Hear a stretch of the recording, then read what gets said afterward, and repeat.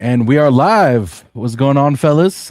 What up, What's up? everyone in the chat? Guys, today is a Stranger Things live. We're going to be talking everything Stranger Things. Also, if you guys have any questions about anything else Disney stuff related, please feel free to put it in the chat. We're going to start with a lot of Stranger Things stuff, but we'll eventually get to your questions. First, we're going to start with the trailer. We're going to do a breakdown of the trailer. We're going to watch it, break it down, and get your guys' opinions. And then we're going to discuss what the gentleman liked and disliked about season 5. There's a lot of things that Jay and I, shout out to Jay, thank you for joining us again. There's a lot of things that we talked about that I would love Tommy and Jared's opinion on. So we'll get to that. But first, we're going to introduce everyone. Jared, thank you again for joining, brother. Appreciate you so much. Tell the people what you do and where they can find you as well. Well, thanks for having me. It's always a good time. I like talking about these things. I talk about theme parks and entertainment, pop culture over here on YouTube at Cap the Magic, so you can find me there. And I was fully caught up on Stranger Things as of like 4 days ago, and I immediately texted Jay. I was like, I'm caught up. I can, because I was on like blackout. I was trying not to get anything ruined, which my wife actually got something ruined. I stayed away from it, so I went into it pretty fresh. But I'm happy to or excited to talk about it. I loved season 1. I really enjoyed season 4, and I'm curious on 5. I'm very curious what you guys think about some things there. But yeah, that's where you can find me, Cap the Magic, and I'm happy to be here. Thank you again for joining, chat. I'm gonna have everything in the description below afterwards, and then you guys can feel free to come back to the video and go follow these fine gentlemen. Tommy Toon, first time I think on my channel. I know we've done videos previously, but I think your first time on my channel. But I appreciate you for coming. If you could tell the people where they can find you and what you do on your channel. Man, first time on Tones TV. Good looking out, bro. I appreciate you. It's good hanging out with you too, Jared and Jay. I'm excited to talk some Stranger Things. But yeah, man, I get a lot of food reviews going at Vegas, theme parks, anywhere you want. So, you can find me on YouTube at Tommy Toon World, on Instagram at Tommy Toon _ And man, I caved and I'm on TikTok. So Tommy Toon _ world. Yeah, Chad, go make sure you go give him a follow. I remember the first time I did, or we were at what ride was it? Indy. We're at Indy. Yeah, and, Indy, right? And Tommy goes, "Hey, we're gonna do a cookie review." So I did a cookie review in the Indy line. It was fucking hilarious, bro. I loved it. I fucking loved it. But yeah, chat, go follow Tommy Toon. And then Jay Shear. Always a pleasure, brother. Always good to do a video with you. We're gonna get some different opinions that we had in the first 2 videos that we did. So I'm excited to see what they say. But introduce yourself if you can again to those who don't know who you are. Yeah, so you've probably seen me on this channel. On the last Stranger Things thing we did, we went for like hour and a half. Pretty soon we will have done shows as long as the show is. Exactly.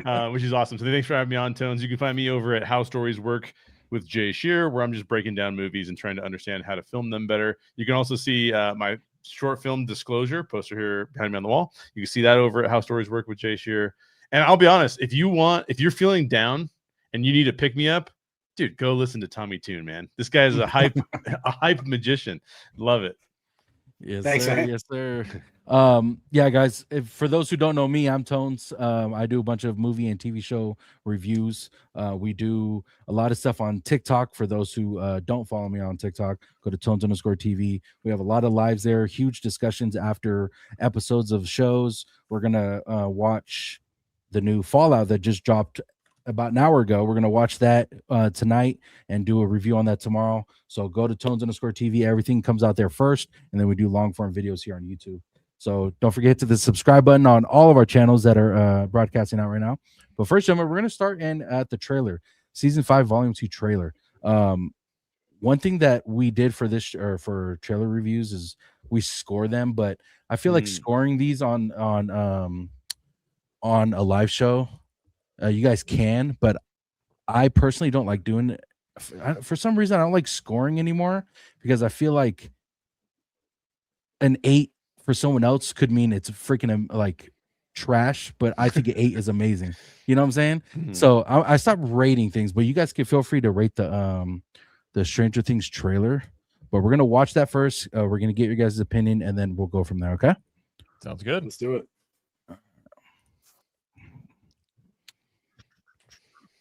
All right, let's get it.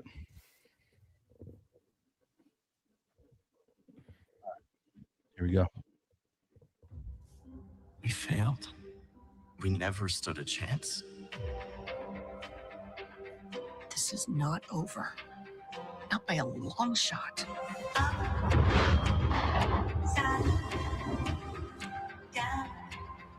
This whole time, everything we have ever assumed about the Upside Down has been dead wrong.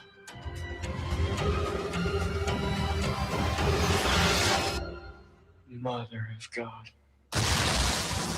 Oh, shit.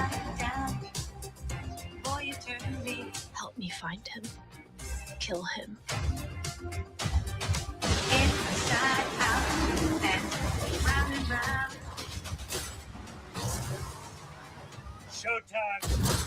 I love Murray.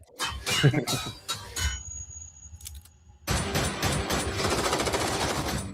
of thought that was supposed to be the easy part.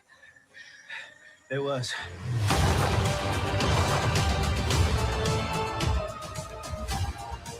Oh, I don't know what's on the other side of any of this. If we want to stand a chance of surviving, we need to be a team.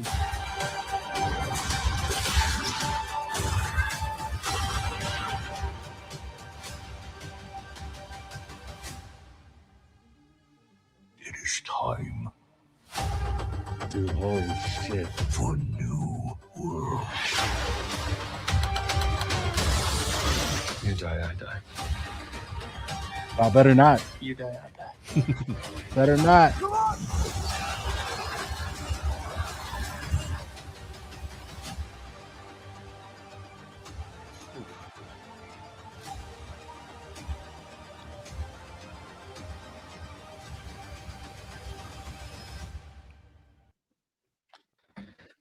Okay, real quick. Has there ever been a villain with more aura than fucking Vecna? Or am I tripping? Bro, Holy shit. he's up there, bro. I'm the only thing I could say is Vecna versus Terrifier. Maybe that'd be it. Dude, yes, bro. That would be Well, it. okay, I want to start because I think, like I said, Vecna is one of my favorite villains of all time. But in the trailer, of course, we see Mr. What's It one.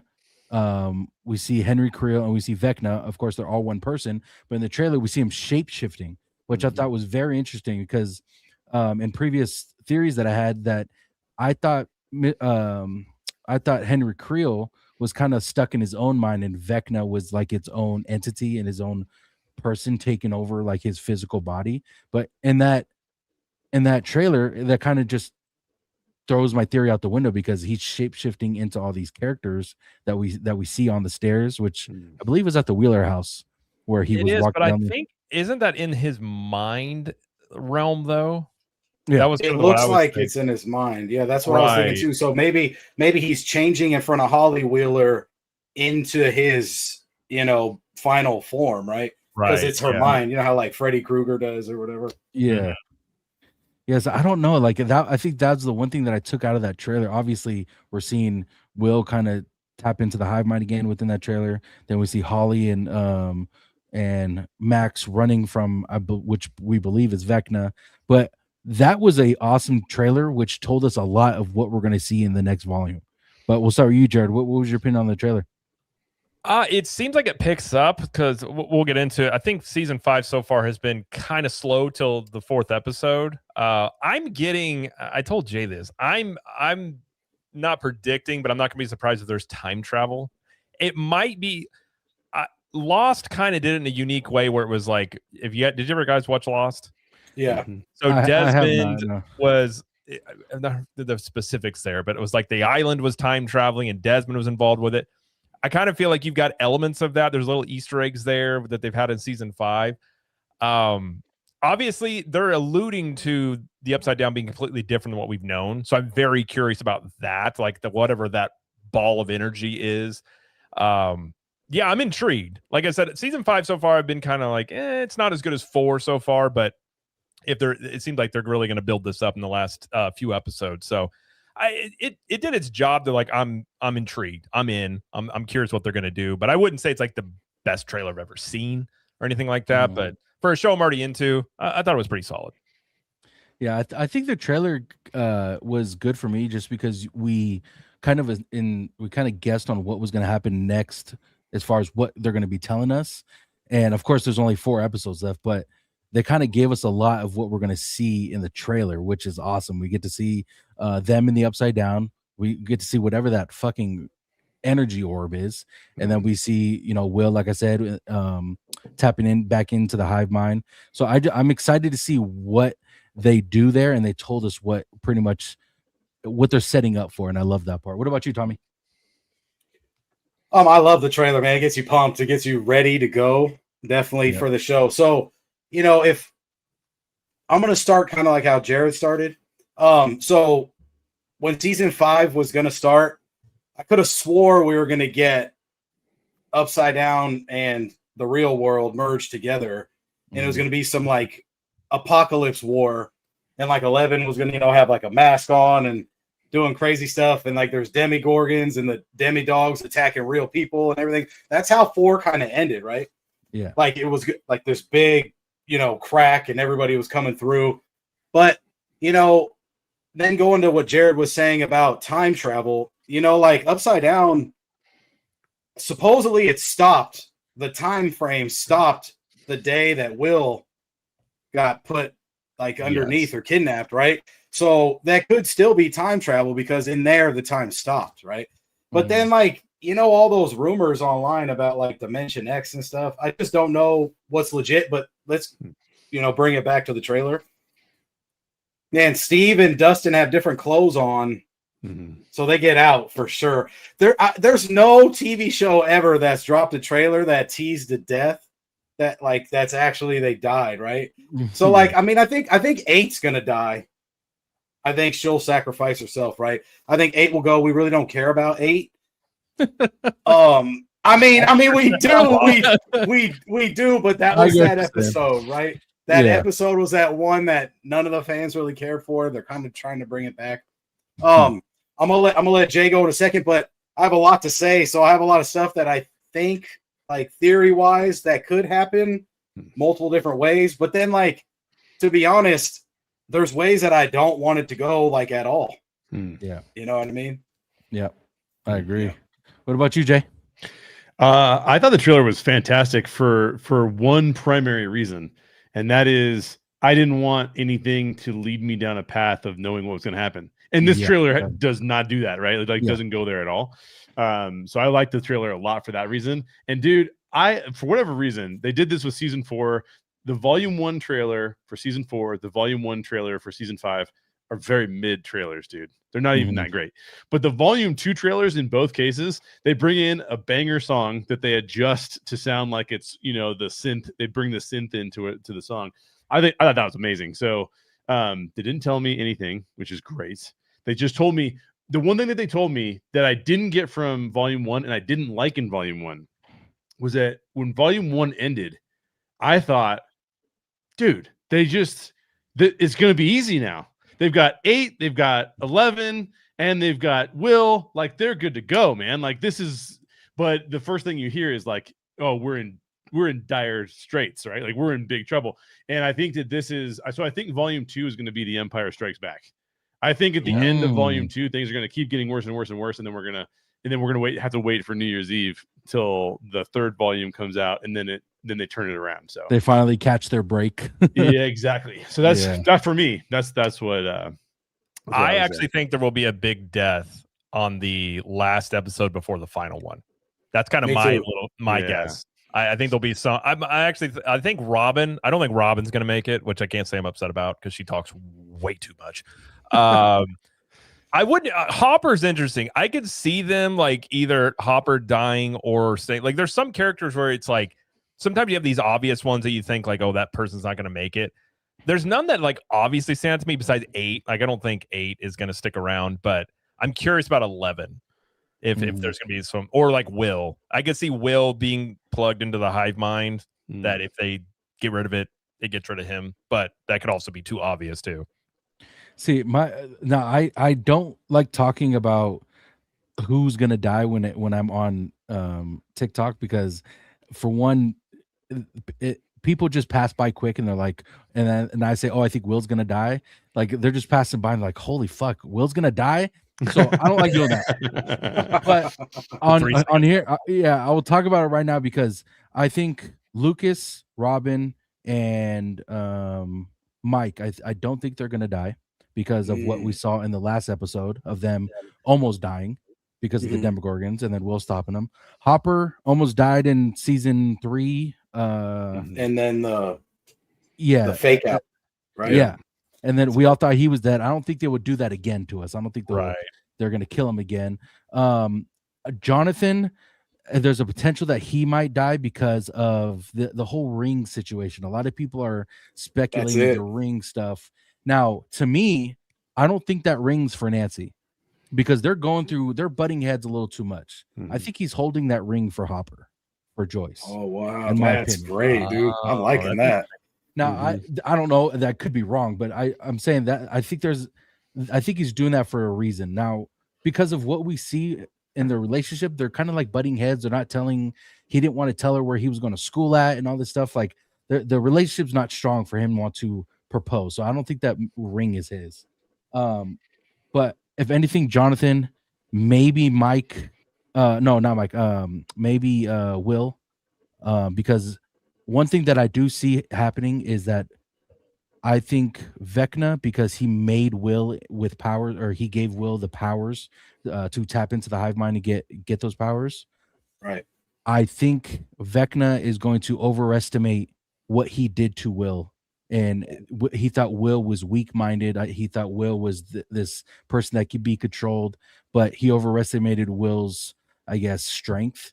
And Will be able to turn on Vecna in the very end. That's what I think is going to happen. If Will dies, he's going to sacrifice himself and kill him and Vecna. But that can also be really wrong because I don't think they would do what they did in season 1 to Will and then all of a sudden have him die at the very end. You know what I'm saying? Yeah. Counterpoint to that though, he's so tied in. Like he's getting hurt every single time one of them's taking bullets. So like I don't know, like or especially when they get the flamethrower stuff.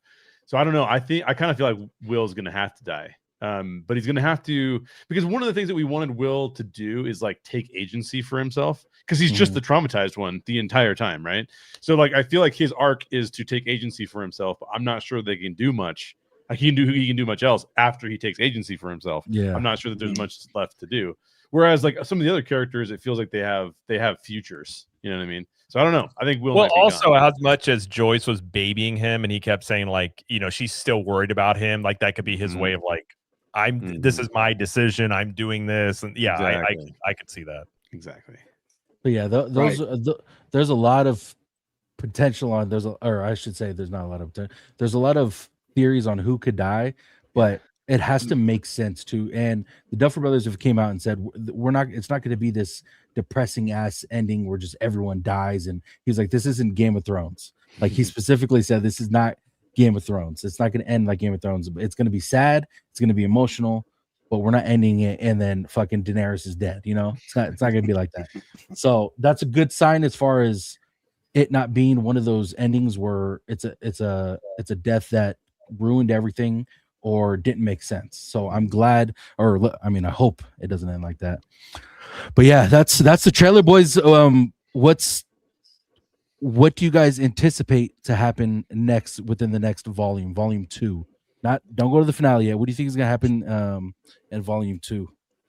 I'm very curious. Max's whole thing is interesting, like being lost in Vecna's mind. That part I find like I kind of get the idea that there's going to be an attack on Vecna physically, or like the Demogorgons, and you've got Will and 11 and that whole crew, and then you have inside Vecna. I feel like it's going to be this like 3-pronged attack toward the end of trying to take him out.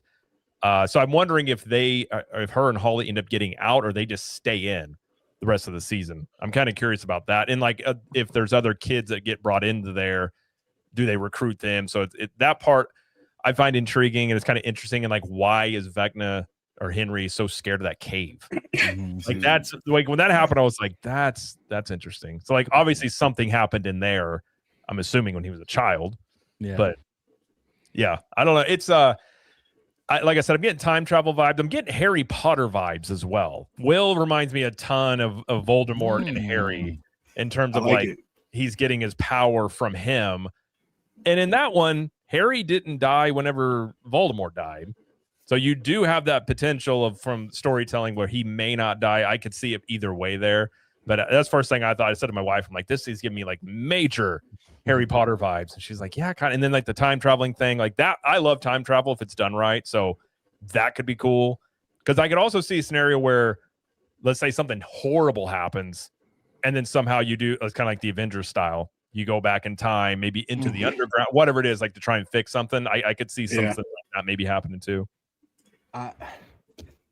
I hope they fucking don't do it like that. I'm not saying my I would God. like it, but No, I would no, be yeah. like shocked at that trope, given it's kind of God, popular now to do that. I've made it very clear on my opinion when it comes to time travel, especially when it comes to the fucking Marvel universe. Like, it's just it's a cop out to the extreme when 100%. someone dies and they go back and get a fucking new person from a new timeline. No, but in my opinion, and Jay and I kind of talked about the time travel thing.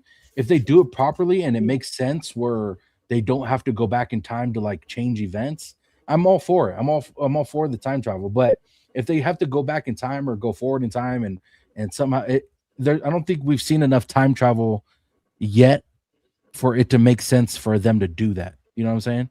Like, other than going to the Upside Down, which is stuck on November 6th, the day Will went missing. But I mean, you could consider that a time travel, but it's not like they're hopping in a fucking machine or like a portal to get to the Upside Down to time travel because it's stuck on one day. You know what I'm saying? Right.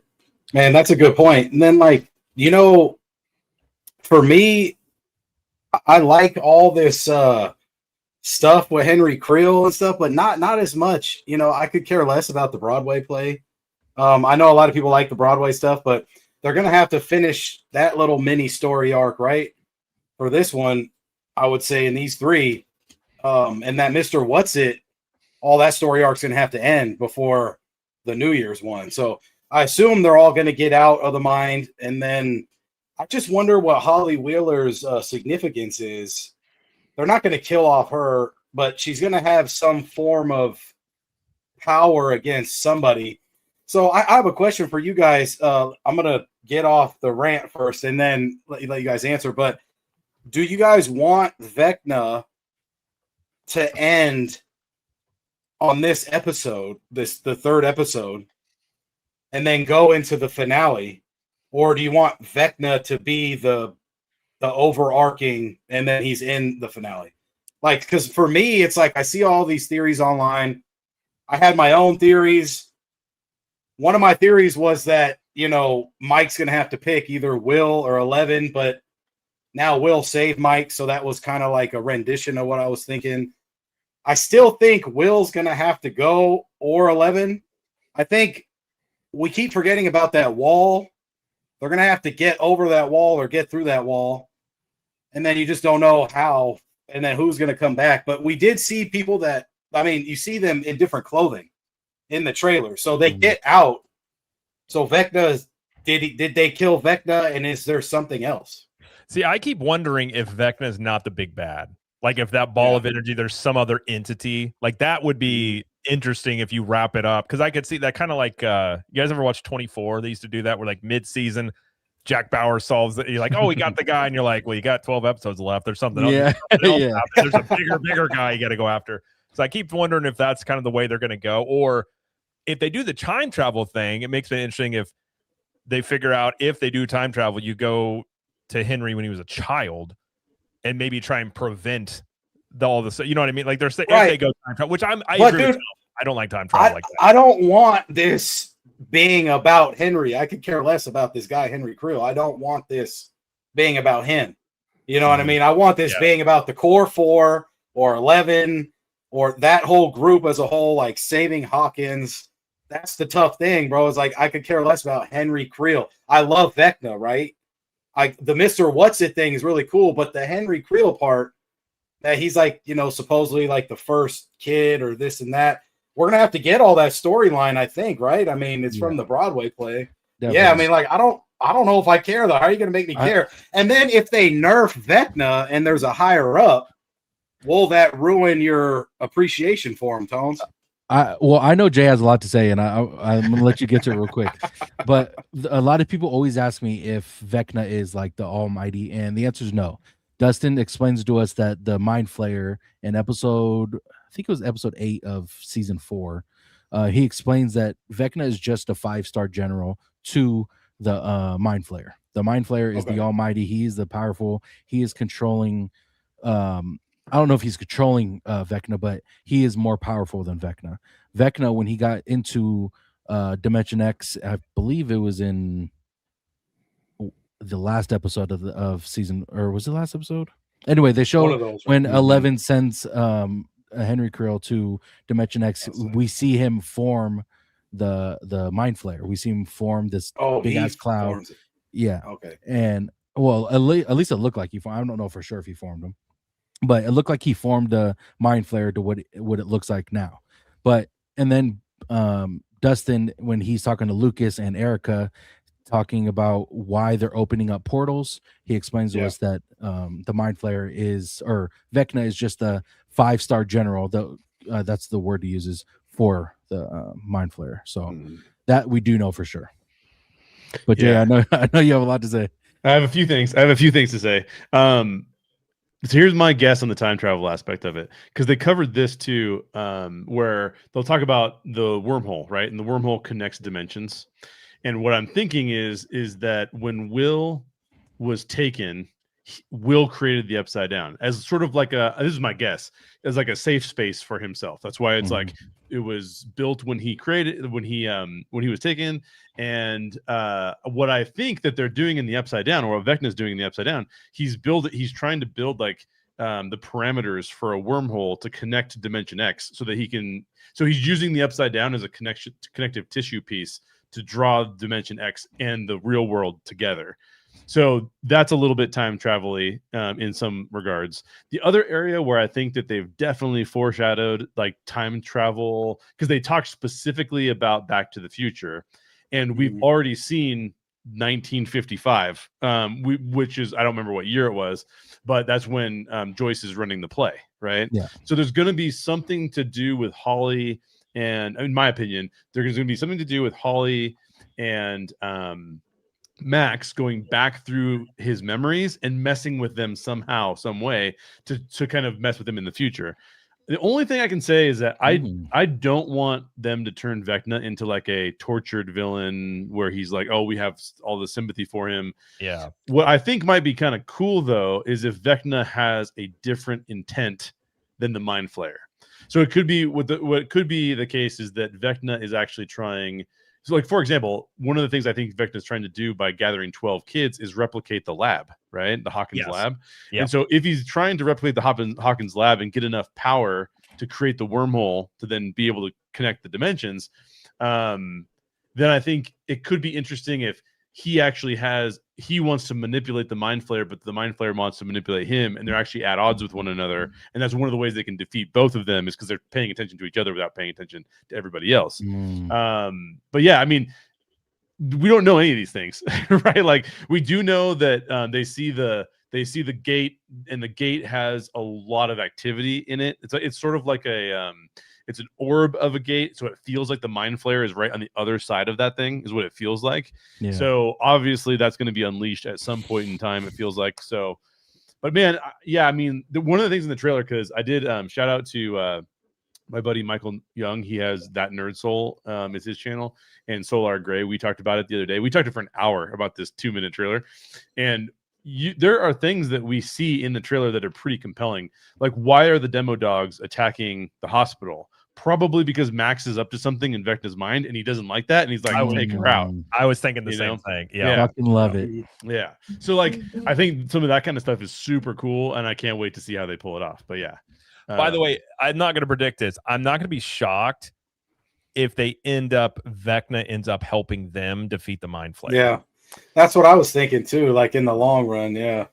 Yeah. I wouldn't be surprised either, especially we know Vecna's history, or I should say Henry Crill's history of these powers and what Papa did to suppressed him for so long, and like we know that he has different personalities as well. So I wonder how that plays an effect on who do we feel sorry for, which one do we as human beings connect with the most out of his personalities, and does that one finally come to life and take over Vecna or Henry Crill's body and become this good guy? Like, we don't know that yet, but I feel like that's a direction that they are definitely going to end up going for sure. Well, it's not out of the realm of possibility when you have Will is connected to the hive mind. Well, the hive mind comes from not from Vecna. The hive mind does not come from Vecna. It comes from the Mind Flayer. Yeah. Right. So you can assume that Vecna, when he went to Dimension X, got put into the hive mind, right? So to what extent does he now? I don't think this is the reason why I don't want to see him go full good guy, is because he made decisions too, right? Like Will's not going around being controlled by the Mind Flayer. Yes, he in season 2, there was some things where he was being very obnoxious, but that was not Will. We knew that was the Mind Flayer. I think Henry has made a lot of decisions that are like, it's hard to come back from that, dude. Like, you killed your whole family. Like, even if you were sort of mind controlled, like Will didn't kill his family. So I don't know. Well, and that's why I think you could see him do that, and then Vecna or Henry dies. Yes. Like doing it. Because I'm wondering if Max is in his mind in that cave, she's gonna find something that's like call it triggering him. That's why the Demogorgons are going into the hospital, trying to stop that as like a defense mechanism. Yeah. And then, but it unlocks something that he's blocked out that maybe unlocks his humanity, I guess you could say. And then I kind of thought that whenever she was in there, I was like, I could see that. Like, she's digging around in there, finding stuff, and there's some mystery that maybe even Henry doesn't remember that he experienced or something. Yep. Right. So did you guys see that other theory, which I kind of like? I mean, I'm actually banking for this one, but Jay, I like yours. Yours is pretty fucking solid. But the one with the 3-headed dragon, with Nancy seeing a monster and then Will drawing the dragon, and then that's Dungeons and Dragons. You might as well end the series like that. Would that be the series finale? Like, Vecna changes everything, it ends, and then someone dies, Jared, whatever. Then we're waiting for New Year's, and then it's this, you have to kill the Mind Flayer. The physical form of the Mind Flayer would be the 3-headed dragon. But then how do you close Upside Down in Dimension X? Like, how do you close it? It's going to be 11 closing it from the inside, and then Will's going to have to close it from the outside. Maybe 11 stays inside. I don't know.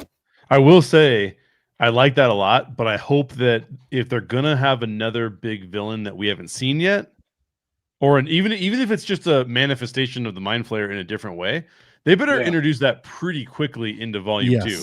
Because what I don't want is all of a sudden we get to Volume 3 and it's like somehow Palpatine has returned. It's like, what?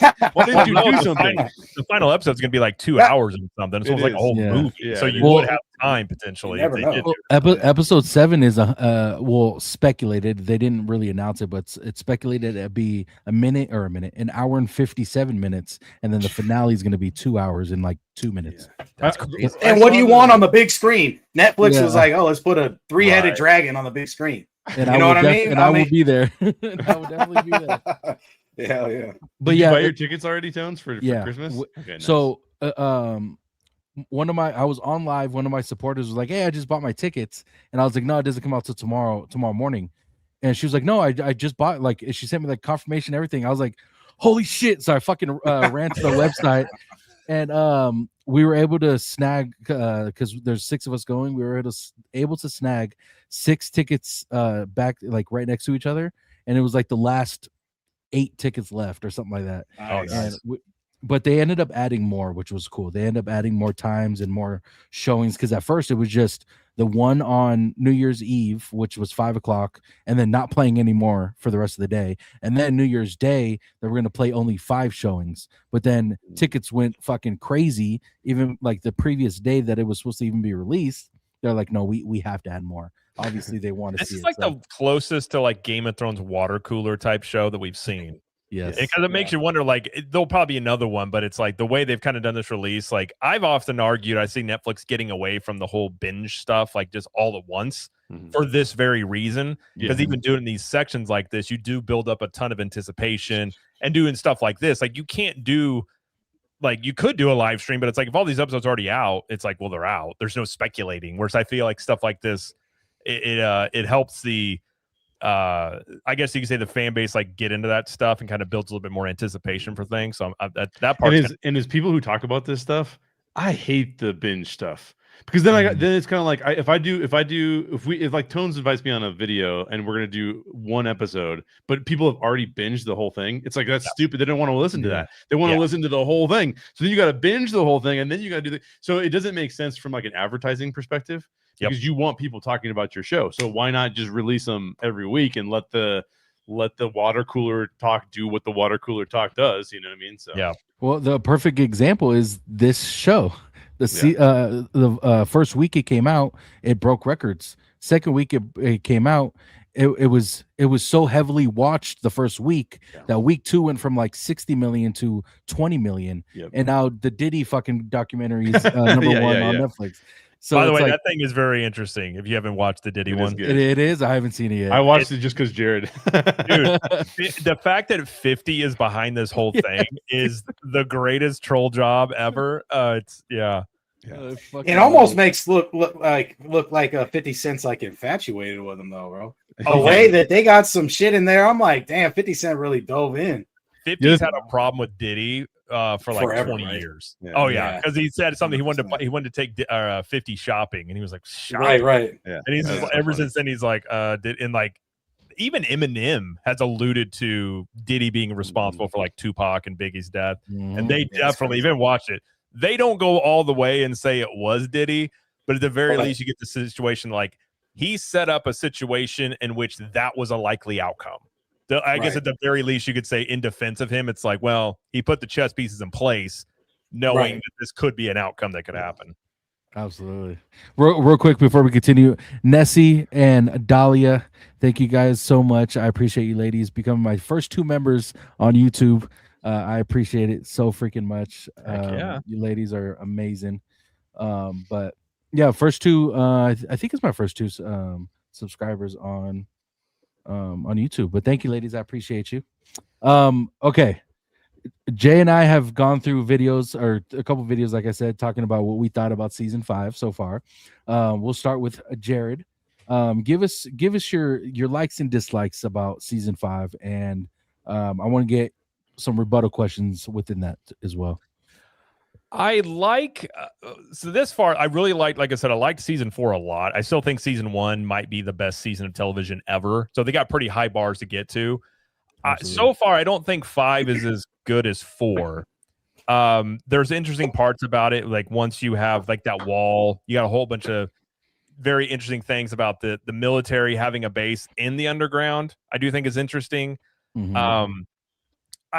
There's some things that are kind of annoying, like Hopper continually running out of ammo, and he's a Vietnam vet. I'm like, how are you gonna run out of ammo? Like every time it runs out, he seems shocked by it. I'm like, okay, but there's some little nitpick things here and there, but I do think there's a lot of foreshadowing. Like I need to go back and watch, 'cause I feel like there's a ton of things they're foreshadowing that's going to end up happening.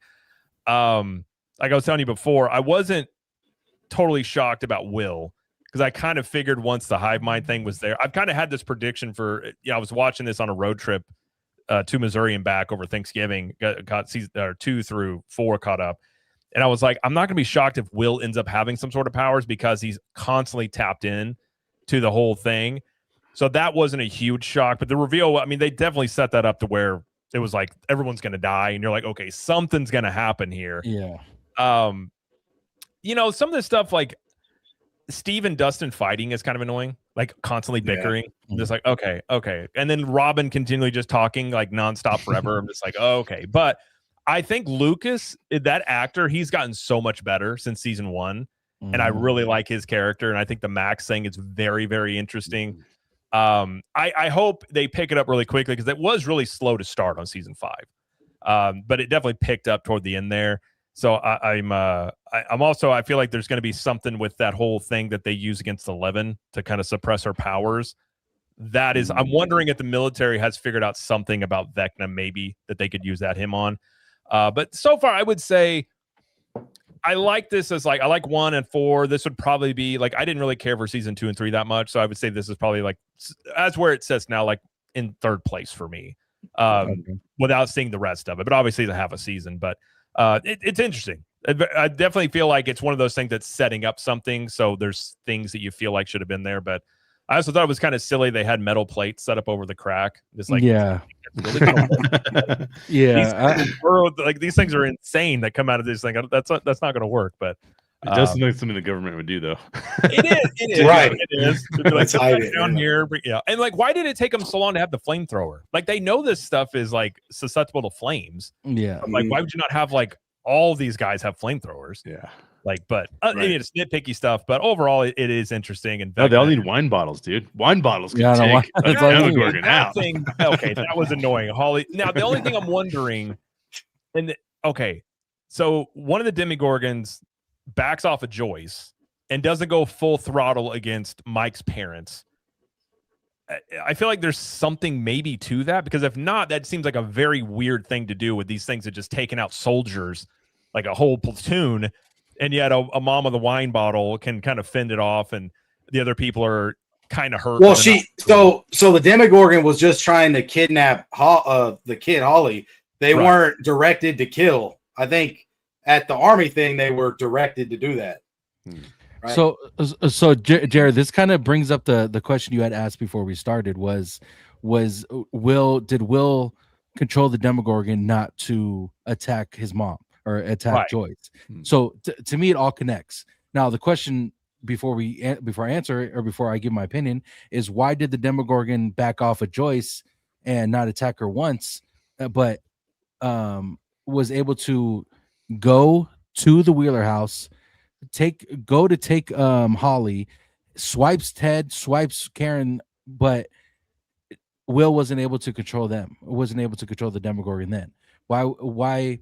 So the question I'm asking is, how come he didn't control that, but he controlled the thing with his mom? So I'm not saying my thinking on at that point, he may not, like, it's one of those things where he's not understanding he could control, if this is what it is. It could it could be that Will was subconsciously, like, because he obviously is like, oh no, my mom's in danger. Yeah. And so it could have been like somehow like, okay, don't attack her. Or it could be because Will was there and it didn't want to go full throttle because Will is now, obviously Vecna has plans for him. So because he finally figured it all out the end there and tapped into it and was able to do all that stuff. It kind of reminds me of like if maybe like he thought he was just like watching it, but he actually did have some sort of control over that without knowing it at that point, is my only thinking maybe. So they talked about proximity, because they've talked about how close he is to whatever it is too, right? Yeah. And he was right there with Joyce, whereas he wasn't anywhere near it where the Wheeler house was.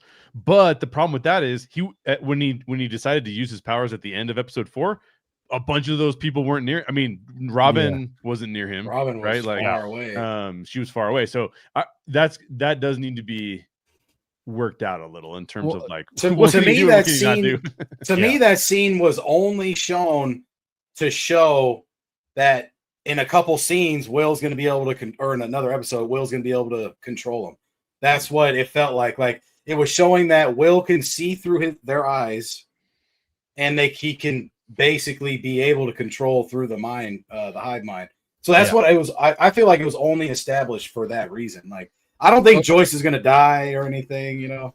So let me break something down for you, gentlemen, real quick, because I want you guys' opinion on this. And this is where my head's at when it comes to Will being able to control, and not able to control. So I think the whole Will episode 4, at the end of the episode, I think if he was able to control any of the Demogorgons before that, it takes away from what we saw in that episode or in that scene, because it looked like he was able to break through with him remembering all the trauma or all the stuff that he's been through, and then we see him come to it, and he's able to control them. Now we know that within this first volume, we know that Henry Creel went to school with Joyce, went to school with Ted Wheeler, went to school with Karen, Mike Hopper, or Jim Hopper, and most of the adults in the show.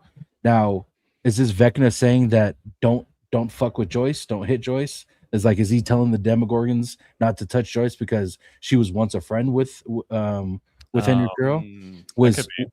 Was But he didn't Karen? give her the Wheelers. The Wheelers. Yeah, I like, was gonna say, forget did Ted Wheeler and Karen Wheeler just bully him during that play that they were in? So he was like, "Fuck you guys," like, it. you know.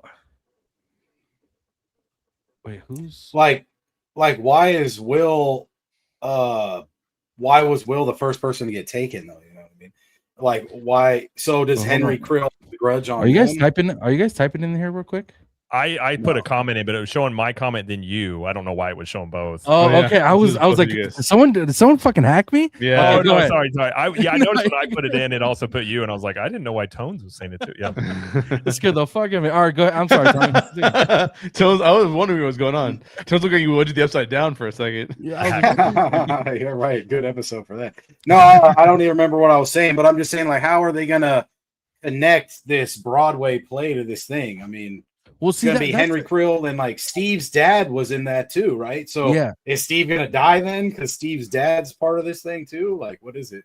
That's where I feel like we're going to see some kind of humanity when it comes to Henry Creel, because I feel like there's a lot of things that we seen Henry pull back from and not fully go ape shit on some of these characters because he has that humanity still in him. I feel like that's what we're going to see within at least maybe this volume, if not the finale, in where that humanity is going to come from. Is the trauma that he experienced in the cave something that they can manipulate, maybe, with that Max can manipulate and see him have a different outcome or a different path. Like, I feel like we're going to see a lot, and I hope that's what we see is some kind of like, what the hell was that play for? Why does it matter?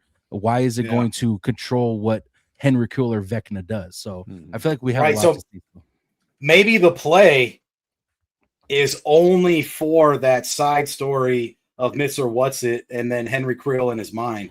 Maybe that's the only way, like you said, maybe that's how Max gets him out of it.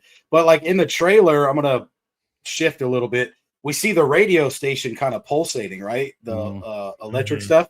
And then we see somebody falling from one to the next. And then I'm not sure if you guys heard the fake spoiler rumors. Am I allowed to say that on here? Or what? Should I just say it? Have you heard any of them, Tones?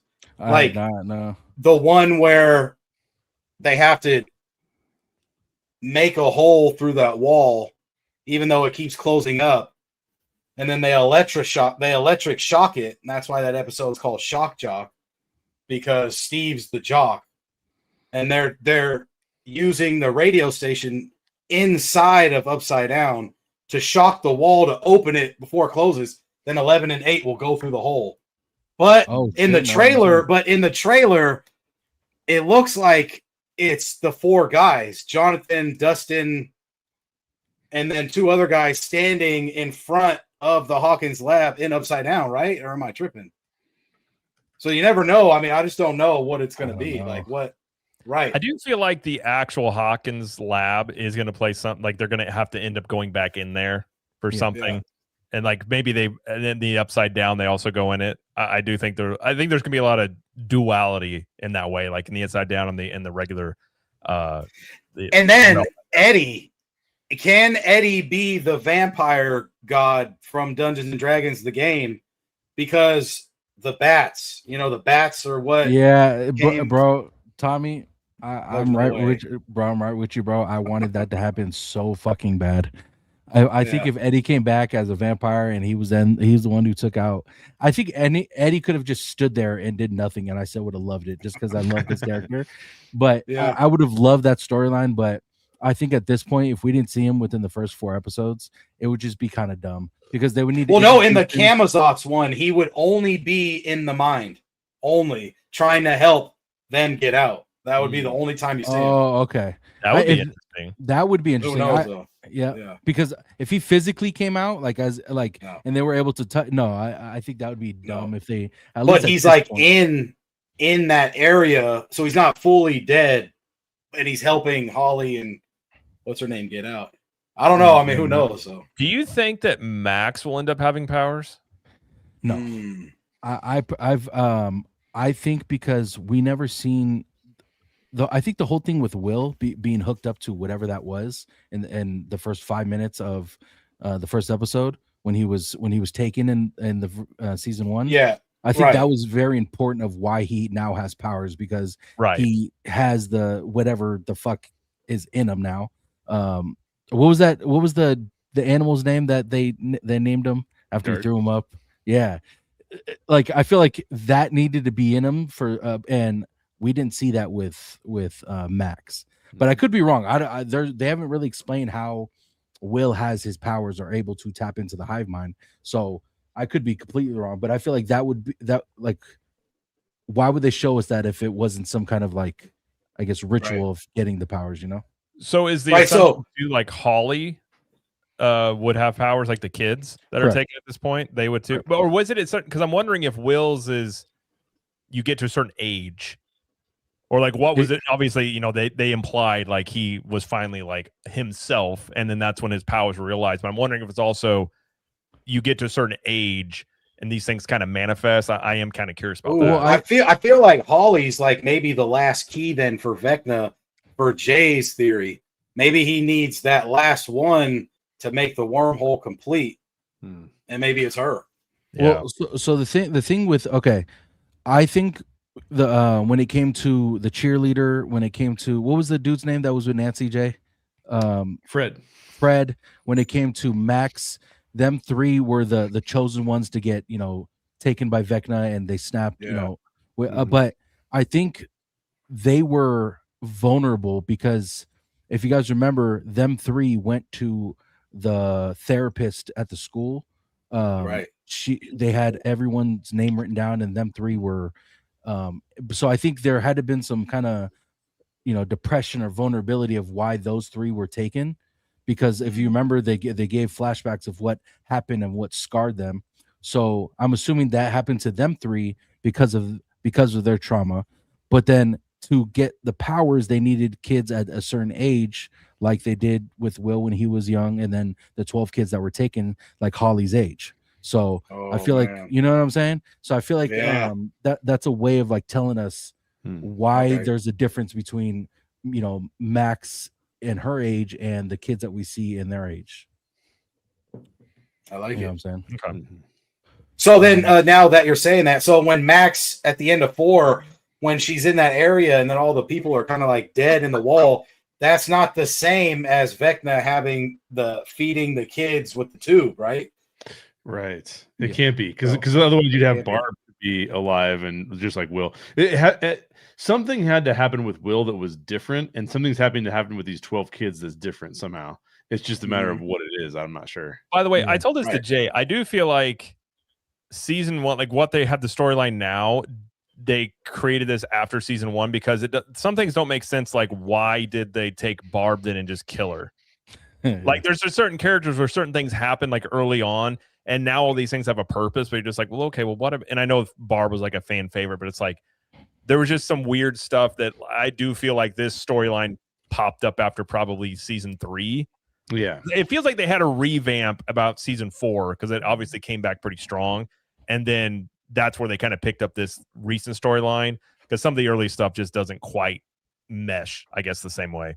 Yeah, it's true. Well, although you could argue, I think the only argument that they could use, which I think is probably not a good one, but they could say Henry wanted Will, and then he was going to use Will the way that he was going to use Billy, right? Where he's just gathering people to him, but he didn't realize 11 was going to combat him. And so he's not dictating what the Demogorgons are doing, and they're just acting like animals and eating people because they eat the deer too, right? So they established that these things, given nothing else, that would just eat people. So they could make that argument, but I agree with you. It does feel like it was like, oh, wait a minute. I think as soon as you introduce Vecna, basically, and you say, okay, Vecna's been doing these things the whole time, when you didn't write it that way, you have to. You're going to have some issues there. Yeah. Not uncommon in TV shows, stuff like that happening. Absolutely. Yeah.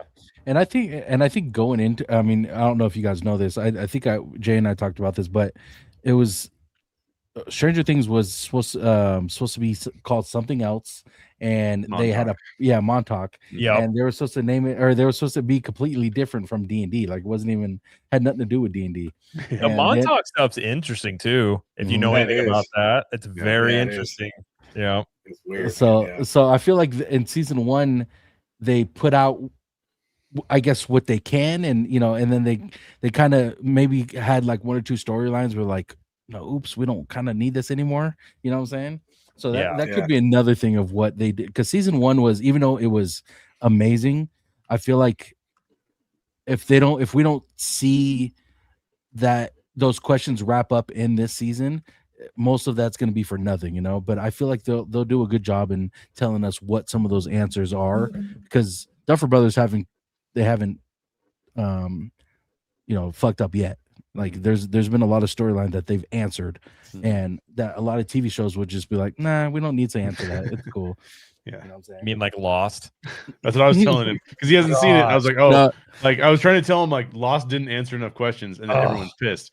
So you had to answer a certain amount of questions. You don't have to answer every single one. But Right. My wife and I rewatched Lost because I thought Lost was cool. I think Desmond is one of the best characters of any show. Thought he was super interesting. But the way they wrapped it up, I hated that. I feel like it was such a cop out. It's just like, it's kind of whatever you guys want it to be. I'm like, come on, just make a determination here. But yeah, I wonder if they're going to do anything for the fan service of Barb, because I still see that out there all the time. I think we'll see her body in season 5 in the Upside Down, but as far as her character, I feel like she was just like they're taking anyone that they can right now. I don't think they anticipated people being like loving Barb, because she wasn't in the show much at all, and then it became this whole fan thing. They had they made a good job, or they did a good job of making every character that they threw in with dialogue important. Like Mist, even the cheerleader, she was there for less than a fucking episode, and people were asking about her the whole season, even though they talked about her because of what happened to her. But Chrissy, right? Yeah, Chrissy. So I remember her name, bro. Yeah, exactly. At the Halloween Horror Nights house, that's the start of the house, is him saying, Chrissy, no. So I mean, it's big, bro. Yeah.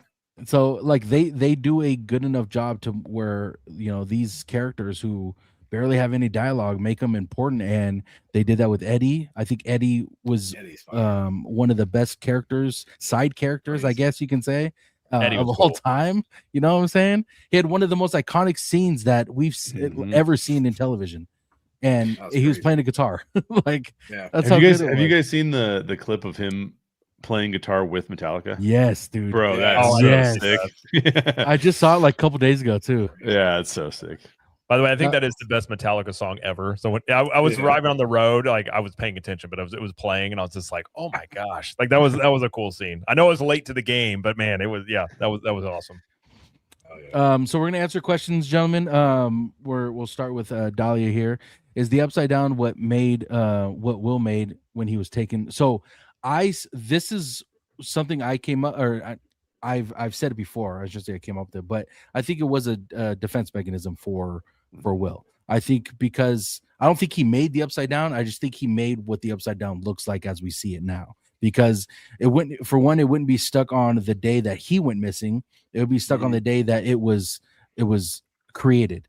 Also, there's details like Nancy's diary that there could be a chance that Will knew that her diary was in there. No one else would have known that, because Will went over to Mike's house and could potentially went in her room. So, you know what I'm saying? So I think there's things out there that we see, because I don't think Vecna or Henry Creel would have known particulars like that, like her diary there.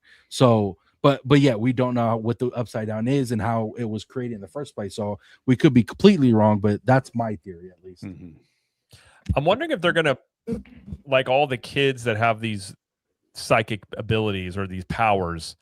I'm wondering if, because you got the whole Montauk thing, which was about tapping. If you know about that whole conspiracy, it was like tapping into these psychic abilities. It's been theorized before, but I'm wondering if they're going to play this up to where these abilities actually stem from the big, like the mind flayer or whatever this big bad is, that it's tapping into this other realm, and that nobody created the Upside Down, but when 11 pushed Henry into it, kind of like not knowing what she was doing, that's what sort of set off the whole chain of events. So like I don't think she created it, but I think it was just a thing that was there. Because when you get into that whole thing, it like when you really read about all that weird CIA stuff, it's very interesting about tapping into other dimensions and entities and stuff like that. I'm kind of wondering if that's maybe where they go of the basis for like the Upside Down and maybe the powers. It's pretty Wow. good. Do you think 11 Wow. picked Will in the beginning, like of the whole thing? Have you guys seen that theory too? I've heard that, but no. It's too No. much, right? I mean there's a lot of evidence that kind of points to it, but it just doesn't make sense because okay, we don't know how she technically knew who Will was, unless I'm Right. mistaken. I don't remember there was a scene where she's like, "Oh, I know," like when she points out Will in that picture in front Yeah. of Mike. How did she know Right. that was Will? Like that doesn't really I don't think that was been answered yet. But So it still could be a chance. yeah, there's still potentially like there's a lot of evidence pointing to that she was the one who opened the door, even though it doesn't make sense because he was taken in the Yeah. barn. But Mhm. she could have been the one who did the chain thing on the door because she's done it in multiple seasons after that. Like they made it a point for her to do that. But I just don't see why she would do it if she could just break the neck of a Demogorgon like it's fucking nothing. Right. So Right. I just didn't understand Good that point. part if it was her. You know what I'm saying? Yeah, well said. Yeah. But yeah, we'll see. I mean, Duffer Brothers are fucking insane that way, so you never know. Yeah. All right, this one's from Spiral. It's cool that Stranger Things has introduced older films like The Goonies, E.T., Stand By Me, and many more to a newer generation of audience. I think that's what made this show as good as it did because it showed homage to those movies, to those projects. Yeah. And It's almost like a period piece, you know what I mean? Yes, Even dude. like you like to pay attention to every little detail in there, even like they got the glass Gatorade bottles, man. I mean, they're obviously, it just hits home. I don't know. Dude, I love the synth wave music in there.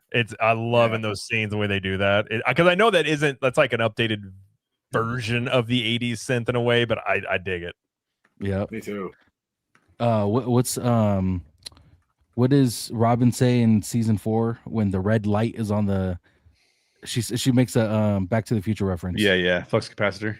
Yeah, She's like, flux there's something wrong with the capacitor, flux capacitor. Yeah, that Yeah. whole episode did a ton. That's why I was saying they're like alluding to time travel in some way because they just kept on going on with like Back to the Future stuff through that whole episode. I think was it episode 2 yeah. where they did that. Yeah, I think so. Yeah. I was leading into episode 3. But yeah, I love that they show homage to those movies. And the Duffer Brothers never shied away from saying that they've took inspiration from these projects. A lot of Game of Thrones have been in here. The whole when Will has his eyes closed like that and controlling the Demogorgons, Brandon Stark, who is the kid in the wheelchair, Yeah. he does the same things with the wolf and the fucking crows. Like he has the same eyes, same everything. yeah. So the wall in Game of Thrones, it looks just like the wall that we see in the fucking Upside Down, but not ice. Yeah. You know what I'm saying? Right. So there's a lot of inspiration that the Duffer Brothers take, and they don't shy away from saying, yeah, we took inspiration from that. And that's what I love about them and how they create, because they're not shy of saying that that's what they did. And then real quick, what you said with that wall, it just kind of just hit me. Man, Universal Studios has done HHN houses for every season of Stranger Things. They combined 2 and 3, I think, or 1 and 2 or something like that. But man, imagine if we get 5 and then you like one of the rooms has the wall in it. Then you go to the next one. It's like, Will killing the Demogorgons. I don't know. I mean, this could be like a crazy setup for a good HHN house because obviously we're doing the New Year's thing. And then after that, is what's going to be the cartoon animated series. So realistically, we need something to keep us going. The HHN house would be good because they're going to drop that Nancy Wheeler book too, right? So Yeah. we'll see. Yeah. So real quick before we answer this question, what we do know about what the spin-offs that we're getting is the animated one, which is going to be between seasons, I think 2 and 3 or 1 and 2. I can't remember off the top of my head, but it's going to be in between those 2 seasons. Also, we are getting another spin-off that the Duffer Brothers have already came out and said that they are going to do. It is going to be in the same timeline as what we see in Stranger Things. It's going to be called something different storyline, but they said it will lead back to like I believe who these characters are. Of course, we're not getting the same actors, or we're not going to have any of the same characters in the show in that spinoff, but that eventually is going to be made. Now, I don't know if that is going to be for Netflix or Paramount. Duffer Brothers have signed a contract with Paramount on potential projects moving forward. So I'm not sure how that goes along with the Netflix stuff. I can't tell you that, but that's what we do know. You know what I'm That'd saying? be a good get for Paramount if they could get that. Oh yeah. Oh yeah. Jay, who's your favorite character, brother? This is a tough one, dude. Favorite show of all time, but Yeah, I'll my think favorite about show it of all afterwards. time. Let's do 3. Let's do 3. Top 3. Okay, we can do that. Make it easier. Yeah. I think for me, I would have to go with Hopper. Yeah. I love Hopper. I think I would go with Lucas, and I Pretty think good. I would round it out with Max. Now, the hard part about this is that it hasn't finished. The whole Yes. series hasn't finished yet. So, because like for example, I loved Lucas in season 1 because Lucas was like, okay, I know everyone thought Lucas was a jerk. I thought No, Lucas was like the logic. practical one. Yeah, Dude. Like, he was- yeah, man, like you guys are being so weird about the fact that all this weird stuff is happening and what's going on. So I really liked Lucas, and then I really liked how he kind of joined in with the jocks, but then he came back to his friends. I thought that was a cool story arc for him. I thought Max was a cool character coming from California and being sort of in an outcast, you know, like the way that she was an outcast, but she also was winning all the arcade games, and she was skateboarding and everything. And by the way, Sadie Sink had to learn to skateboard for that role. Yes, I saw that. I heard that. Interesting. And then Hopper's always been. I if they kill Hopper, I will be pretty disappointed just because they keep teasing it and not doing it. So it's kind of like you can't do it now because you tease it too many times. He's But I also think the most obvious because of all his trauma too. Yeah, exactly. And he's already. But had dude, his Hopper daughter. in He's already lost his season daughter. 1, right? Yeah. Yeah, the daughter. That's what's sad. But man, Hopper in season 1 always got me because bro, he was just kicking ass, punching people's lights out, would never get hurt, bro. Yeah, and then they kind of nerfed him, but it was like that's why we liked him, is because he would just shut shit down real quick. Well, and he's obviously like we talked about paying homage to older stuff. Like he's obviously paying homage to an amalgamation of 80s icons, right? He's Right. for sure Han Solo. He's for sure Indiana Jones. He's for sure Tom Chuck Selleck. Norris, damn near. Yeah, Chuck Norris. Little Rambo definitely in Magnum PI, and Rambo. And so it's kind of hard not to love that when you grew up with those characters, you know. Right. Absolutely. What about you, Tommy? Who's your top 3? Man, Did you top give your 3, third one, so- Jay? Did I you give your didn't third think one, Yeah, Jay? it was Max. Max Hopper Max, and Lucas. Oh, okay. You know what though? Shit. I love Steve Harrington too, man. I'll give you That's 4. where I was I'll going give you next. 4. Yeah. So obviously we like Steve, right? But I'm a big Walking Dead fan. I was growing up. I went to all the conventions and stuff. So I'm like a weapons guy. I like the character with the iconic weapons, and they always give Steve the crazy ass weapon. Like it's not the bat with the nails this time. What was he getting? The chainsaw or something? I mean, come on. Mhm. Like that's pretty iconic. So he's definitely up there. I'll probably say Hopper for sure, and then I mean 11. That's like I guess drew me in because you're like, oh, this kid has powers. Yeah. I would go Hopper, Steve. I do like 11. 11 is it's a very interesting character the way it's like she's been developed. Although I really enjoy from Eddie season 4. He is way Right. up there. Right. Even though in one season, but I would say the ones that are still around, Hopper, Steve, and honestly, Max has grown on me a lot. At first, she was kind of annoying, and Lucas. So I found Lucas really annoying the first season. So I feel like people are kind of polar on that, like either they like him or they hate him.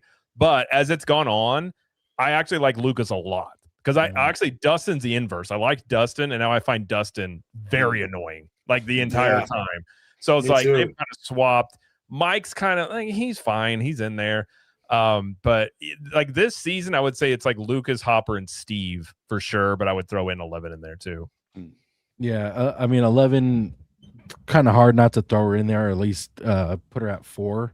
Yeah. But I'm saying with you guys, I like Hopper, man. He is one of a kind. Like his character will never be topped when it comes. Like no one could play Hopper now. Like if we were to somehow do another season and we were to replace it, no one could play Hopper as good as he did. I also like got that he's like a chain smoking hero. I just like that. Yeah. Days where just like just darts and just like give me a dart, I'm gonna go get a guy, and you're like, I like that. You know what I mean?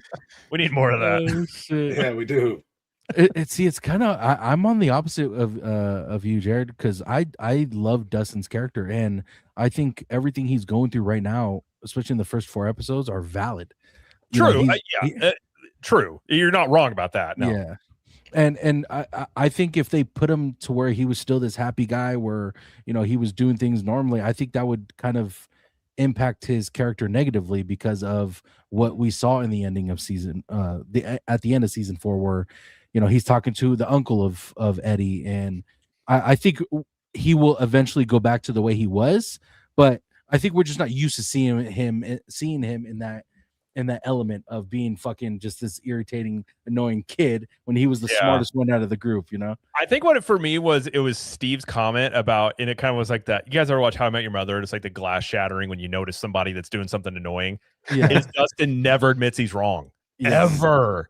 And I've True. known so many dudes like that. And I'm like, dear God, like there was a guy I used to work with. Like you could have caught this guy on camera and he'd be like, I didn't do that. It wasn't me. And I'm like, oh my gosh. So like, it just, I don't know. Like I get, you're right though. Like he has had major trauma and like he's dealing with a whole bunch of dark stuff. And so it's understandable, but it's just funny. Just watching it naturally. It's like Lucas and him have kind of shifted to me. Yes. And I feel like Lucas, the kid playing Lucas, you can kind of tell the ones that have taken acting more serious, I think. Mhm. And I feel like he has definitely like grown as an actor.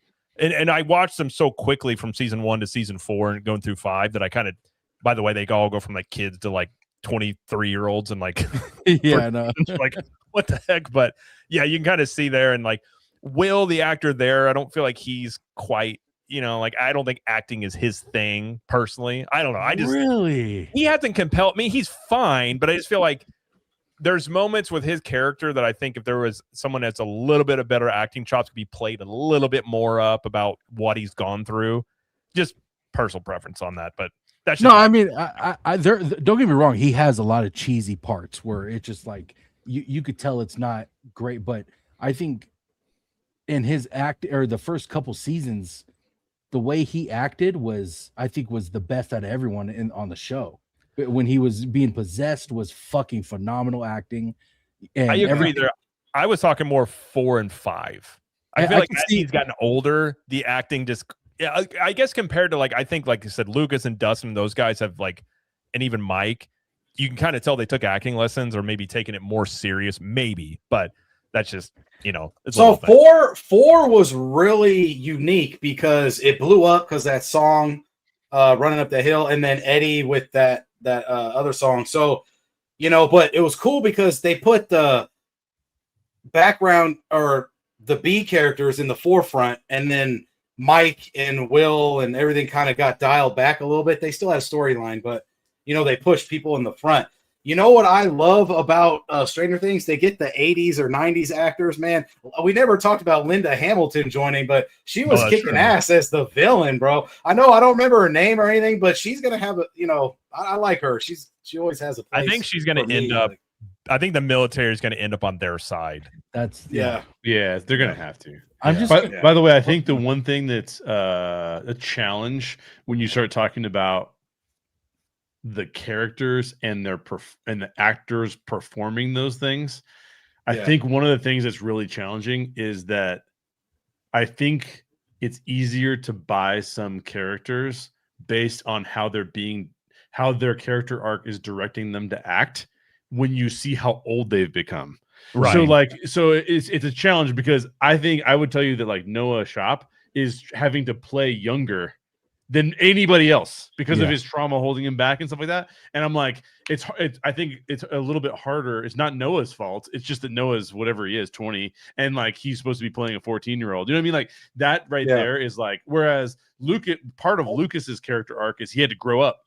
You know what I Yeah, mean? Like right. he has to Fair. become a man. So it's like Yeah. it's easier to buy what he's doing. I think that's one of the challenges with like having actors age up and that much. I also thought that the first, besides maybe like I said, a couple scenes where Will or Noah Schnapp was a little cheesy, kind of the dialogue was a little bit cheesy on some. I thought he was the best actor in season 5 so far that we've seen. And when he's getting, of course, the last scene that we get, but I think the first episode he does well. The second episode he does pretty good, and then the third and fourth, or the third was there, like I said, those cheesy parts that came in, but the fourth is when he just nailed everything. And He did, bro. No, go ahead. You know what's Tom. crazy? My fault, dude. Because you just were like, Will's kicking ass. So I'm like, damn, he did. And I was thinking of who didn't. Bro, why were we getting Hopper as the damn Red Guardian, bro? His Russian accent was coming through on one of the episodes. Did you notice that? I did, dude. That's funny. Okay, because I was like, role- oh, shit. For season 4, what role did the actor for Hopper? I can't remember his name off the top of my head. Anyway, the Hopper, he leaned up quite a bit. He had to have another movie role he was playing. It was. Yeah, I think it was a red. I think it was a But Red Red Guardian. Guardian's all big though. I didn't think it would be for Red Guardian. I think he was doing it for Stranger Things because I think he was supposed to be in a Russian prison and starving. Okay, I was wondering if they wrote that in Oh, because okay. it's because sometimes they go, "Hey, I got this role where I got to lean down. We need to build Yeah. a." Because like when Chris Pratt lost all that Right. weight in Right. He Ru- shredded, Parks and Rec, yeah. he was like, "Oh yeah, just quit drinking beer." And they're like, "Oh, that's it." Yeah, right. Yeah. Yeah, I think he pretty much lost it for Stranger Things. Yeah, he lost 80 pounds for season 4. Yeah, he definitely was leaned up. Damn. Mhm. Which, by the way, I love season 4. That Russian Me too. storyline took way too long, in my opinion. It just dragged on the whole. Well, you know what they did with season 4 that was a challenge is they wanted to add in enough Russian storyline that those characters had something to do. But did you notice the thing that frustrated me about it more specifically was that they kept failing. It was like Yes. they'd get ahead and then be like, nope, right back to 0. You're Yeah. captured again. And it was like, oh, this is just a circular loop to keep Yep. them like having some sort of activity. I felt like they got Mm. caught. You knew where they wanted them to all meet up together, but they had to figure out a timeline. And they're like, well, okay, we can't Exactly. keep just showing him in a prison. But Yeah, but I will exactly. I forgot on favorite characters. I totally forgot. I freaking love Murray. Murray He is kicks ass. hilarious. I love. It's Murray. almost an impossible question because it's hard to find a bad character. Yes. Like when I saw Yeah. the posters for Derek, I was like, this kid's gonna annoy the shit out of me. And then I love that kid, dude. The Right, kid's right, amazing. right. Yeah. Yeah. He's like the So- Goonies character, right? Yeah, Almost. totally. And he's like Yeah. the nicest kid. You see him in interviews, and he's like, I had to say a lot of bad words. And he's like, that's so funny. Like, oh, my That's gonna mom let clip me for say Jim's bad kids. words. Yeah, you hate even all of a sudden you're like, this kid's kind of like, okay, he's on board like Yeah. right away, and you're like, okay, okay. Yeah, he's awesome. Yeah. So John asks, when did they start doing the radio stuff, and what made them want to do that? Now, I asked this question to myself because they were like selling merch and telling us about the squawk and all this stuff. Correct me if I'm wrong. This is the first time this season them introducing the radio station. And I understand why they're doing Yeah. it now because of sending like subliminal messages over the radio, and it could be, but I feel like they just threw it in there and hoping it's stuck. In a way it did, but it confused me in the way of like promoting it through merch and telling us that this place is important for them. But what's your guys' opinion on that? I kind of think it's going to play a bigger role. I mean, I Well, we've think they- seen the waves, the shock Yeah. waves come out. I think the whole idea from it is the town has been taken over, and probably because you saw all those people leaving at the end of 4, that like the radio jockeys all left town, and they're just like, well, somebody's got to have radio. I guess we'll do it. And I'm guessing that's kind of how that started, because I don't think there's any supervisors there. It's just Steve and Robin running the radio thing. So I do think it's going to end up being sort of a central focal. And then you've got the kids that have always used the walkie-talkie, so it's kind of a natural build-up, I suppose, off of that. It also served a pretty interesting story purpose in that they had a year and a half, I think, something like that, in between season 4 and season 5 in terms of timing. and they had to have some way of like catching the audience up to what was going on and why it was going on. Yeah. And that's going to be a Exposition, big exposition dump no matter how you do it, right? Like, and so what they chose to do is have like her have a voiceover giving you all of the things you needed to know while Right. showing little like vignettes of like, this is what life is like in Hawkins. So I can see that being part of it too, where it was like, look, we need somewhere for them to be that gives them some level of freedom and also lets us explain exactly what the parameters are that we're operating under. Yeah. So did you want that though, or did you want the Demogorgons running around at nighttime and everybody's like at war and crazy shit's happening? They have to go back and forth and stuff. Well, I don't know about That's you what I guys, but I wanted. watched the whole series through again, right? And it is a Yeah. pretty brutal transition from seeing like all of the smoke rising up out of these 4 giant, like, I mean, that would have been like world news. You wouldn't have been able to cover that up. It's as crazy as Chernobyl, and we all knew Chernobyl was going on. Right. Yeah. So I think that it is a jarring transition from season 4 to season 5, but at the same time, I mean, it's as smooth as they could probably have made it given the constraints they were operating under, because they're just come out of the pandemic, and that's what season 4 was, and then they went right into the Hollywood SAG strike. So it was like it was Yeah. just a brutal time for them to. So what else are you gonna do? I'm not even sure. Well, It would have been also, brutal. if you've got Demogorgons run around up top, those things are kind of indestructible besides fire. So then you have like right. you just have a bunch of people dead. Well, I thought that's what it was going to be Right, the whole time, like crazy.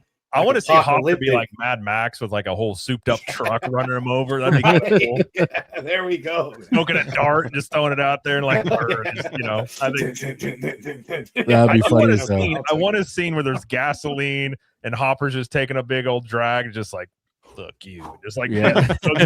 Yeah, I want that. that'd be sick. That's hilarious.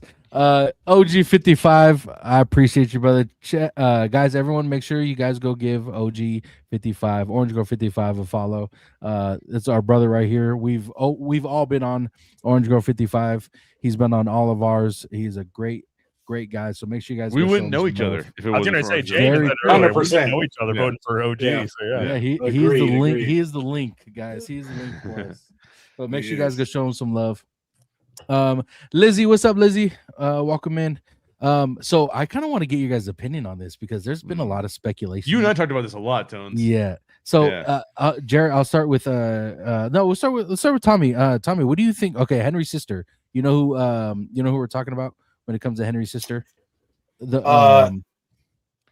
Brush me up. So remember in the scene where Henry Creel killed his mom and his sister? Apparently his sister was like alive still, or I guess whatever happened, because we don't remember what happened to his sister because he went into that trance. The father went into the trance, if I remember correctly. But people are saying that Karen was the sister and all that shit. But what do you think actually happened to her? Damn. Because I'm fucking Karen. like confused on what, because apparently all So that this was in shit season like- 4 or 5? No, it was in Oh, season that's 4 4. when Henry Creel was explaining how or what he did to his family to Nancy when Nancy was in that trance with Vecna.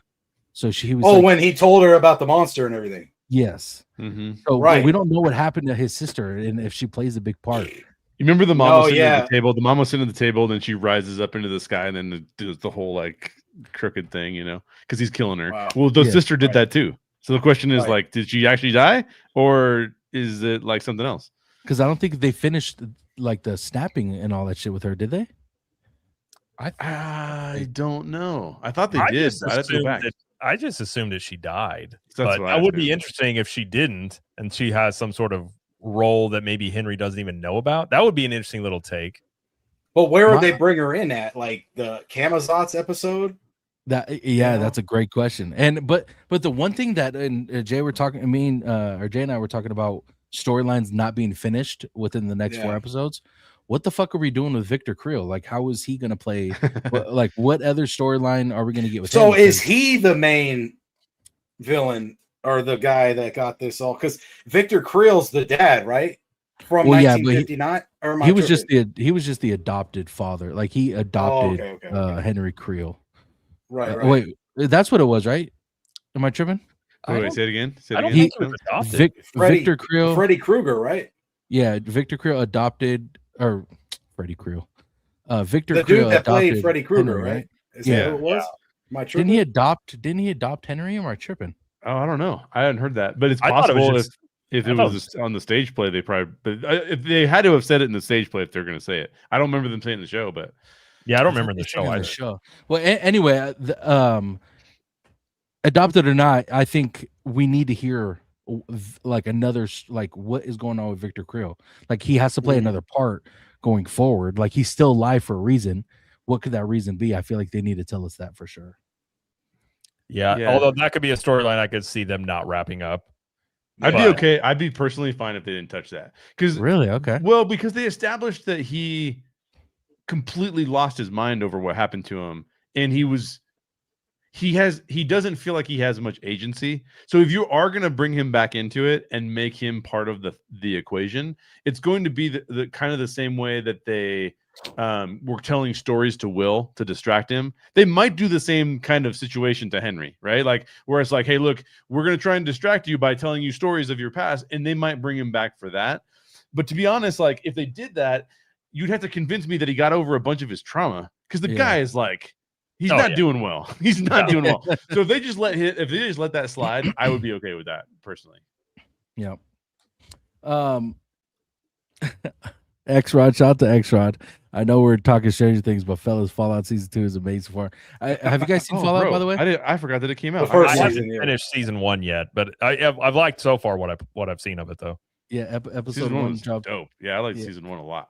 Episode 1 Yeah, just New dropped Vegas today. too. I gotta Or- watch that one for sure. Yeah, it's Mhm. fucking. I watched about 20 minutes before we hopped on, and it's fucking good so far. Did it just come out today, or when did it come out? Yeah, today's the first Yeah, episode. today's Yeah, Fallout okay. Day. I think Yeah. it dropped at 6, I believe it was 6 o'clock. Damn. Extra Rod's out here just he's watching us and it at the same time. Yeah, exactly.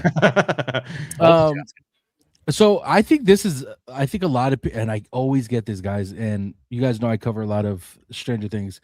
This is the one question I get asked all the time. Do you guys know what Byler is? no. It's, No. it's We the- talked. Did we talk about it last time? Yeah, we did. What is I it? didn't realize it's Will called Byers and somebody? It's the shipping of Will and Mike.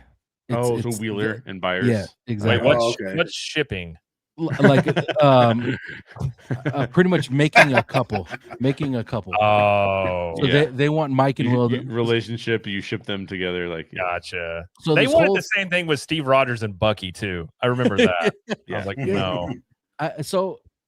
Okay, we all don't give a shit about like a gay relationship as far as like it being in the storyline. That's not when I'm trying to say is Actually, speaking of Fallout, it made me think of. Did you guys watch The Last of Us? yes, Yeah. One of the best episodes of television is the love story exactly, between 100%. what's his name? Who's the guy that played Oh, the dude from The Office? Yeah, or the for Yeah. Parks and Rec. Yeah, that guy and the Oh, other my guy. fault. Yeah. Oh, Yeah, Nick yeah, yeah. Offerman. Yes. Nick Offerman and the other guy were It won that an was, award an for it. amazing episode of Yeah. television. Yeah. Exactly. I played the first game, and then the second game when they killed off Joel, I was like, screw this entire franchise, and I didn't watch the show because I'm just like, I know how this ends. You guys are gonna be pissed off, and everyone was, and I'm like, yeah, I've been there. I can go into a rant about that damn show. Oh, it's Uh, the whole storyline there is so ridiculous. oh my god. Yeah. But so And season 2 is not nearly as good as season 1. no, for sure. Yeah. Season 2 was awful. Anyway, Yeah. It's not but good. yeah, when I say this, I'm not saying it like I don't want a gay relationship on TV. That's not Right. the case at all. But storytelling at 4 episodes left in a season, and then all of a sudden Mike is gay. It Yeah. just doesn't. Will's gonna be having to use some crazy powers for that. Yes, exactly. exactly. But another thing is, it's like it takes away from the critical scene that we see in episode 4. Of him of Robin telling the story of a friend that she thought that she could eventually get with, and Steve Harrington's the one who took her from her, and she No. finally realized. And not Go ahead. only that, Tones, which is totally right, but it also takes away from the reason 11 has done so well. Exactly. The reason 11 has done so well is because Will has been there telling her you're the heart of this. You got to make this happen. Like this is all you. Like I love you because you're a superhero. I mean, if all of a sudden they're like, oh no, he loves Will, bro. 11's gonna go for sure. Yeah. New I Vecna. actually think what they could set up is Will sacrifice. There'll be some situation where I could see Will sacrificing to save Mike or 11. Basically, it's like so they Right. like realizing they love Yeah. each other. Yeah. Mhm. I'm sacrificing. You know, like I think that's a story trope you could get into. I do not think they're gonna have Mike be gay. I Yeah. don't see like because I'm at the point like in movies where at least with this show, I don't care about the relationships that much. I don't care if Steve ends up with Nancy or Jonathan. Like whatever. Yeah. I just want to see what goes on with this whole. Like I'm more interested in the Demogorgons and all this stuff, and that part I'm just like I don't know, but I don't think that they're gonna do that. Exactly. And If they did that. yeah. If you said, do you want to bet your entire life savings that will happen? I'd be like, yeah, dude, I'll take that Yeah. bet. Because like Me too. the chance of it happening is like 1 in a million. There's probably a bet on Right. Polymarket you could do that on if I were to go. Probably is, yeah. Polymark. And another thing, we don't see him question his sexuality once. No. And with 4 episodes left, why would it matter when they're trying to defeat Vecna? Yeah. You know what I'm saying? So I personally, like I said, I get asked this question daily on the fucking daily. And it's hard to because like you know me, Jay, most you know the way I look at film, Yeah. and I notice things, and people who don't watch film like I do, they don't see the storyline of why those scenes were important that we got in the first Right. 4 seasons or the first 4 episodes, and why those that negates everything that this whole Byler thing is saying. But yeah, I mean, this is the point of fan fiction, and it's not bad, right? The point of fan fiction is that you could take a character and relate more to it, right? Or you could take a character and go like, I kind of like this idea, like I'm gonna run with it. But like, so fan fiction has its place, and you should do that. If you want to ship them, go ship them. Like, I'm not telling you you're stupid for doing that. I'm just saying the story has not progressed in a way that makes any sense whatsoever. Yeah. Yeah. There's not even like a longing look where Mike was like looking longer at Will. You know what I mean? Like there's nothing. It would If just any- come completely out of left field. if anything, it was the opposite, because when they went to go give a hug in I think it was season 3 or 4, when he went to California to see 11 and Will, there was like an awkward ass hug when they went to go hug each other. So it's like the complete opposite of Well, and then Will was really bothered because Mike was really bothered when he gave him the gift. Yeah. Like the whole thing has been awkward because even if you go back far enough, Mike even says to Will, I think it's season 2, yeah. where he goes, He doesn't like it's girls not my or fault you don't like girls, right? Like, Right. so like the whole thing is like, well, you'd have to all of a sudden do a 180 with Mike that has not been foreshadowed in any way, shape, or form. Like it would break the internet. It would be the kind of thing. I'll give you another. If anybody has seen How I Met Your Mother, the season finale of How I Met Your Mother So underwhelming. comes so far out of left field that you're Yeah. like, this is the dumbest I thing I've ever seen. hate that show for the way they ended it. Oh, Yes. I've never hated. I was legit so angry. And it I was did such a that good show. show. It was a And it's fucking such a good show. fantastic It's a good show. thing. It Why, actually- why fucking- did that ruin it? Why did Yes. that ruin it? I can't even rewatch the show now. No, Yeah, because exactly. I'm Me like, too. I know exactly where this goes, Me and too. like all the growth Stupid. Barney gets wiped Correct. out in 5 Correct. minutes. Yeah. You're just like, what? Like, okay, yeah. So No, that's I'm the thinking- level of bad that we would have if they suddenly just 180'd Mike. You know what I mean? Like it would just be like, what? You'd have a few people that were shipping this so hard that they're like, if it's not this, I'm gonna hate the show. And they would love it. But everybody else Yeah, who watched everybody the else show would be would like, what is going on? It would be kind right? of funny if Will was like, he tells Mike, and Mike's just like, no, it's all good, man. We're homies. And just like daps him up and be like, it's Yeah. all good. We got to fight a Demogorgon. We ain't got time for this. And he's Yeah. just like, I okay. feel like at this point that needs to happen because everyone keeps Yeah. talking about this whole Will and Mike thing. That's what got me about season 3 was they're doing all this stuff and Joyce and Hopper are fighting about relationships. I'm like, you're Mhm. fighting demons Yeah. and you guys are having a fight about a stand-up date. I'm like, hierarchy of needs here. You can deal with that later, maybe. Fanny, shout out to Fanny, W supporter, man. She says, what's 11's real name? We know the adoptive name Jane Hopper, right? Or did I miss something? No, Jane is her real name. That was her birth name. I don't remember if there was a last name. I know the mother. Said, did they? I don't remember either.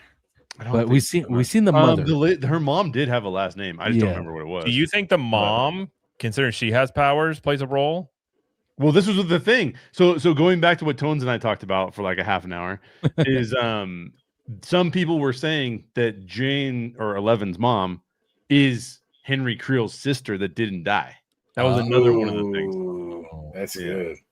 That could be There- interesting. There's so many different theories. We actually had someone. We had someone in the chat who was presenting a really good argument, by the way, Yeah. like arguing with us because we were like, "I don't think so," and this person was like, "I think so," and here's why. And they were like very thorough in what they were saying. So Yeah, there's a potential that that could be it. Now, one thing before we continue, when Jay and I were talking about Henry's powers, I think one thing that if we don't find out is how Henry Cavill ended up getting his powers, it would be kind of detrimental to the show because we need that storyline. We need to know where these powers originated from. And if we don't figure that out, I think it would be a detriment to the show. 100%.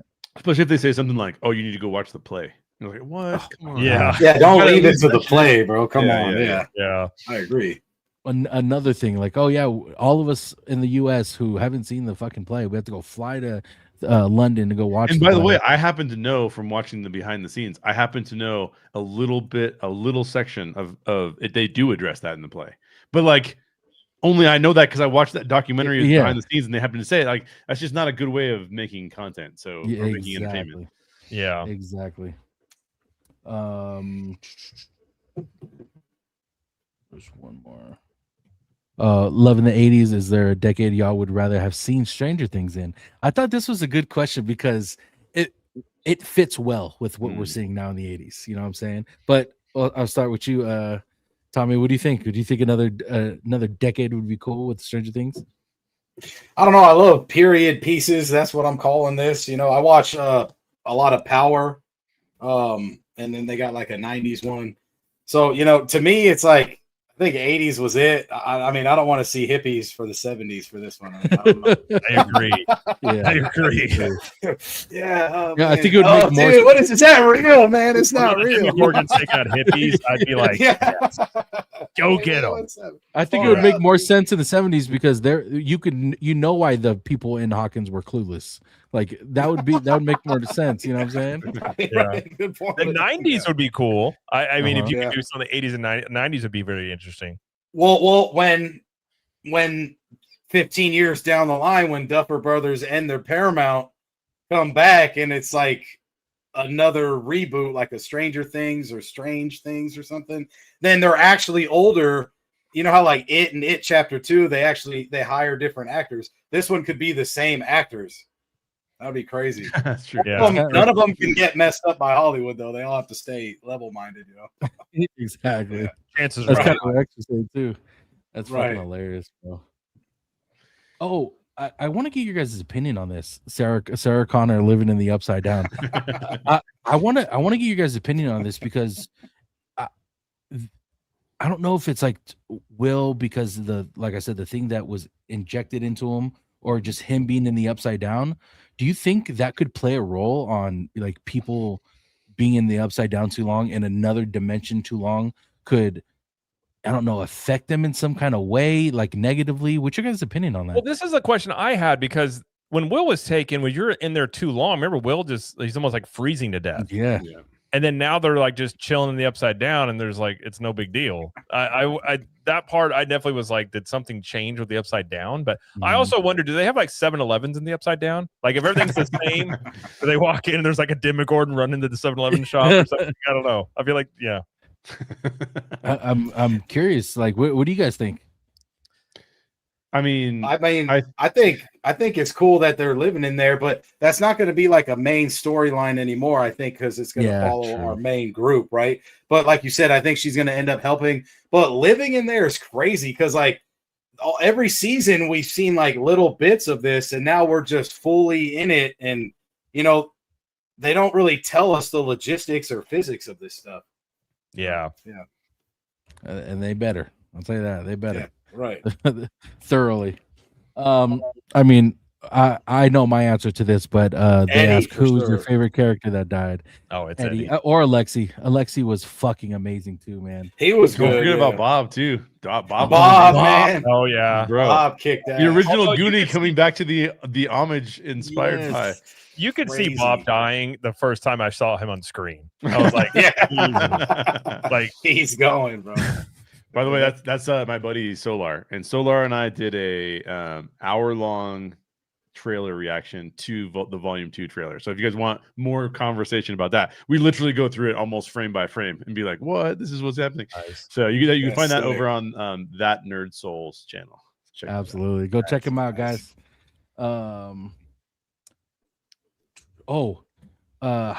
Hype Killer also, like in the trailer. Okay, we see that person falling right now. Jay, you kind of lead me over to where what the wall is surrounding the upside down or surrounding Hawkins. And I could be totally wrong. Who knows? Yeah, I love this theory though, and I'll tell you why.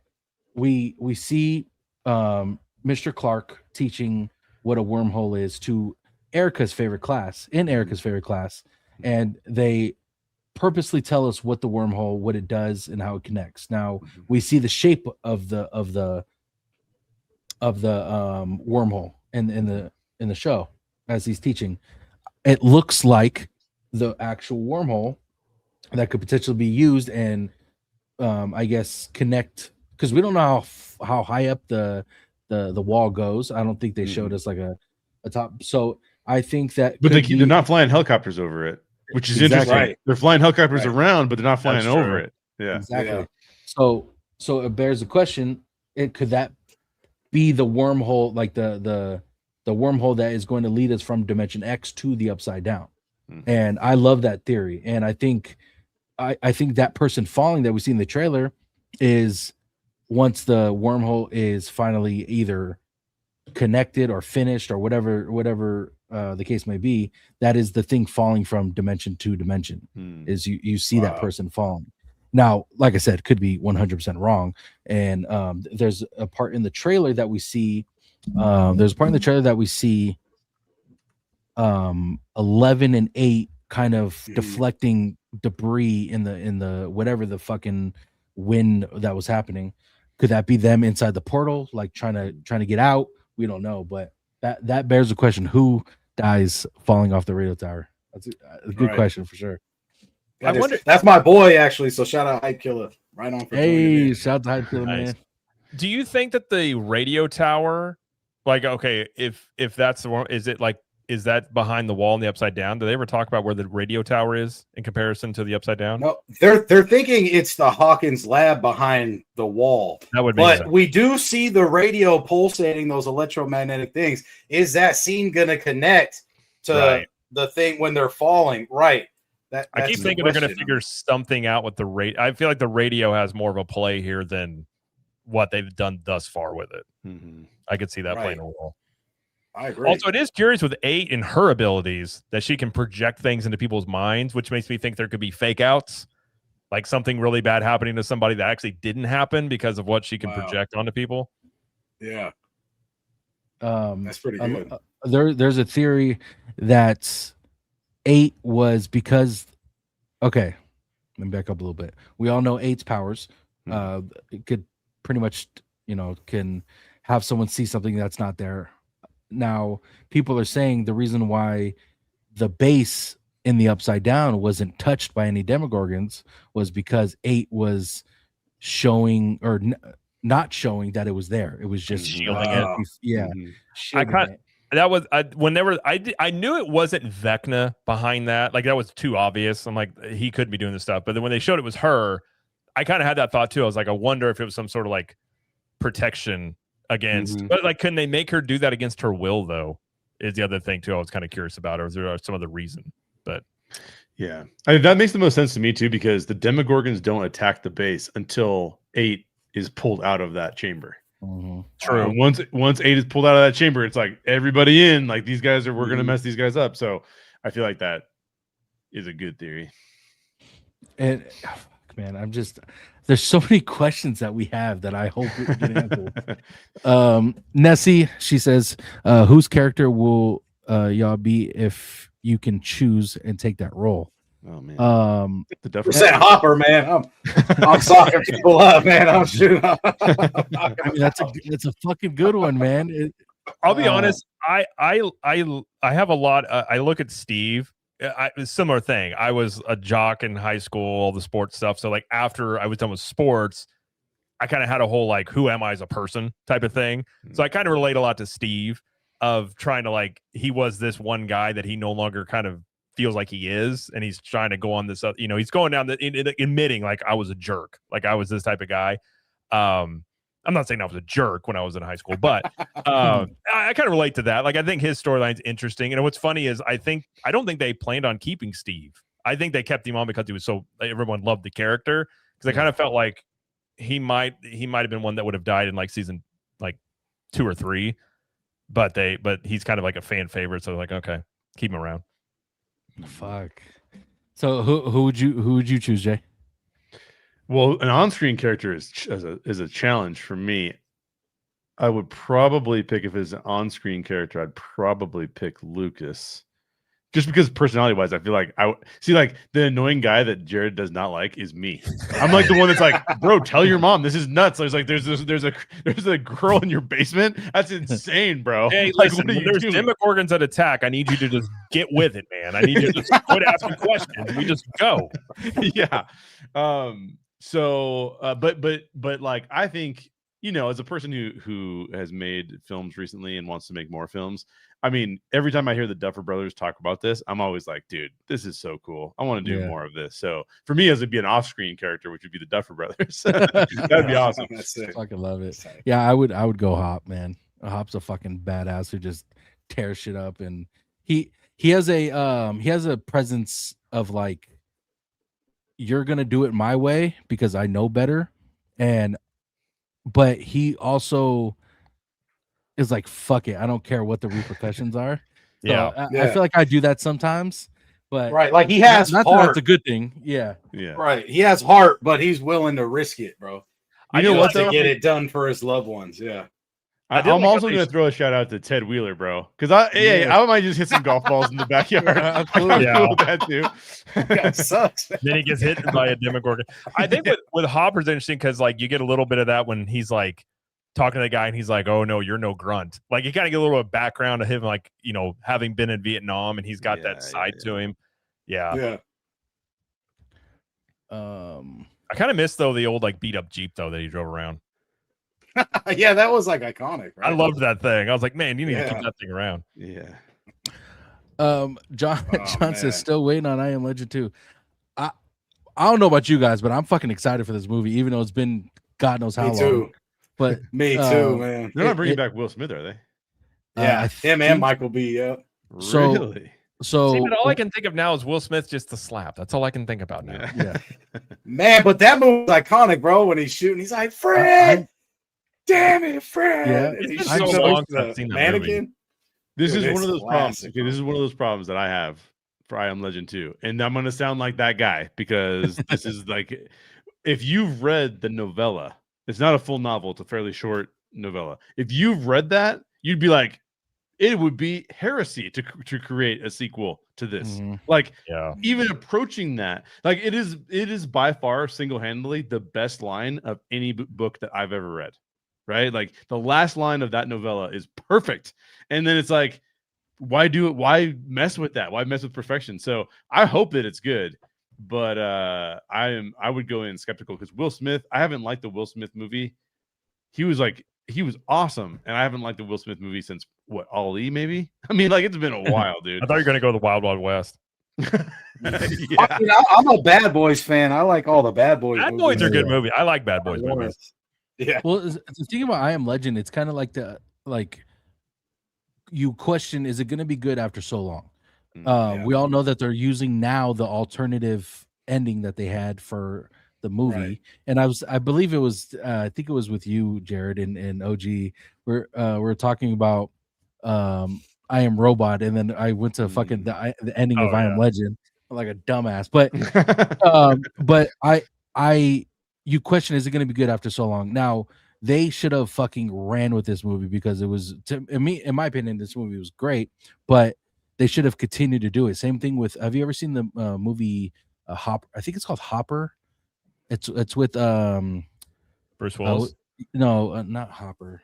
What the fuck is it? Jumper. It's called Jumper. With Looper? I never saw that. Or Jumper? No, Jumper. Jumper. Oh, when It's he jumps from time to Hayden time, Christensen, right? Hayden Christensen. Yeah. Oh yeah. I never I saw thought it. it was like Gordon Levitt, dude. My bad. Wrong. No, That's Looper. That is the one with Bruce Willis that Yeah. Oh, okay. Yeah. Jared was talking about. It's same thing with that. Why the fuck did they not make a sequel to that? It ended like Mhm. I'm gonna, even though we're on separate teams, him and his mom are on separate sides. Like you better go now. I'm gonna hunt you down. Like it ended that way, and we haven't seen a sequel in fucking 30 years. I was like, what the hell? But Right. like I Am Legend gave off that same vibe of Jumper, and that movie was great too. But I'm excited to see. I'm a huge Michael B. Jordan fan. He's one of the great actors of my time, and just seeing a sequel to this would just be amazing in my opinion. There was another one. Oh, he says he's stuck between Bob and Eddie. I think like the characters that died, those are Yeah. those. I didn't think of Bob until fucking Jay said something. I was like, yeah, he was a good character. Bob went out the roughest though, I think, between those two. Right. Yeah. What was his name again? Nerd Soul. That's who this is. Solar Gray. So okay. Shout out to him, man. He's on all of the platforms of where this is at right now. Heck yeah. Thank you, Fucking man. love it. Appreciate you, Thank brother. you.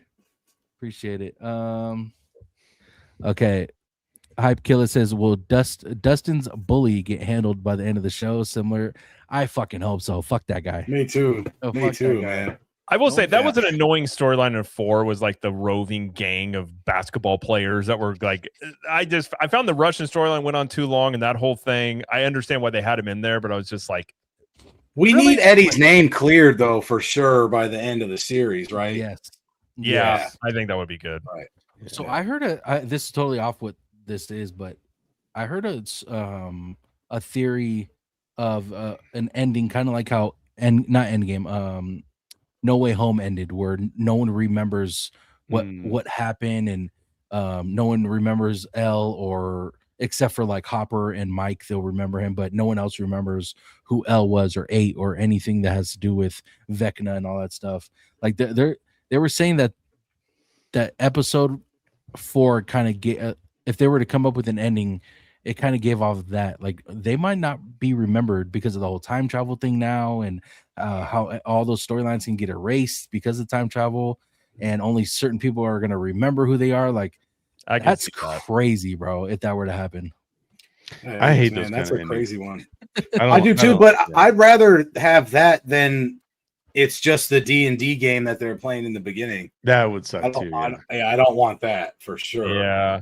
Yeah. The problem with both of those endings is that, and this is why you can't end stories that way, is that the journey that the characters go on is why we watch stories. Mhm. And so Right. if they go on a journey and they go through this giant character arc, and then you go, oh, just kidding, back. it never happened, you lose everything. It's like the human experience isn't even present here.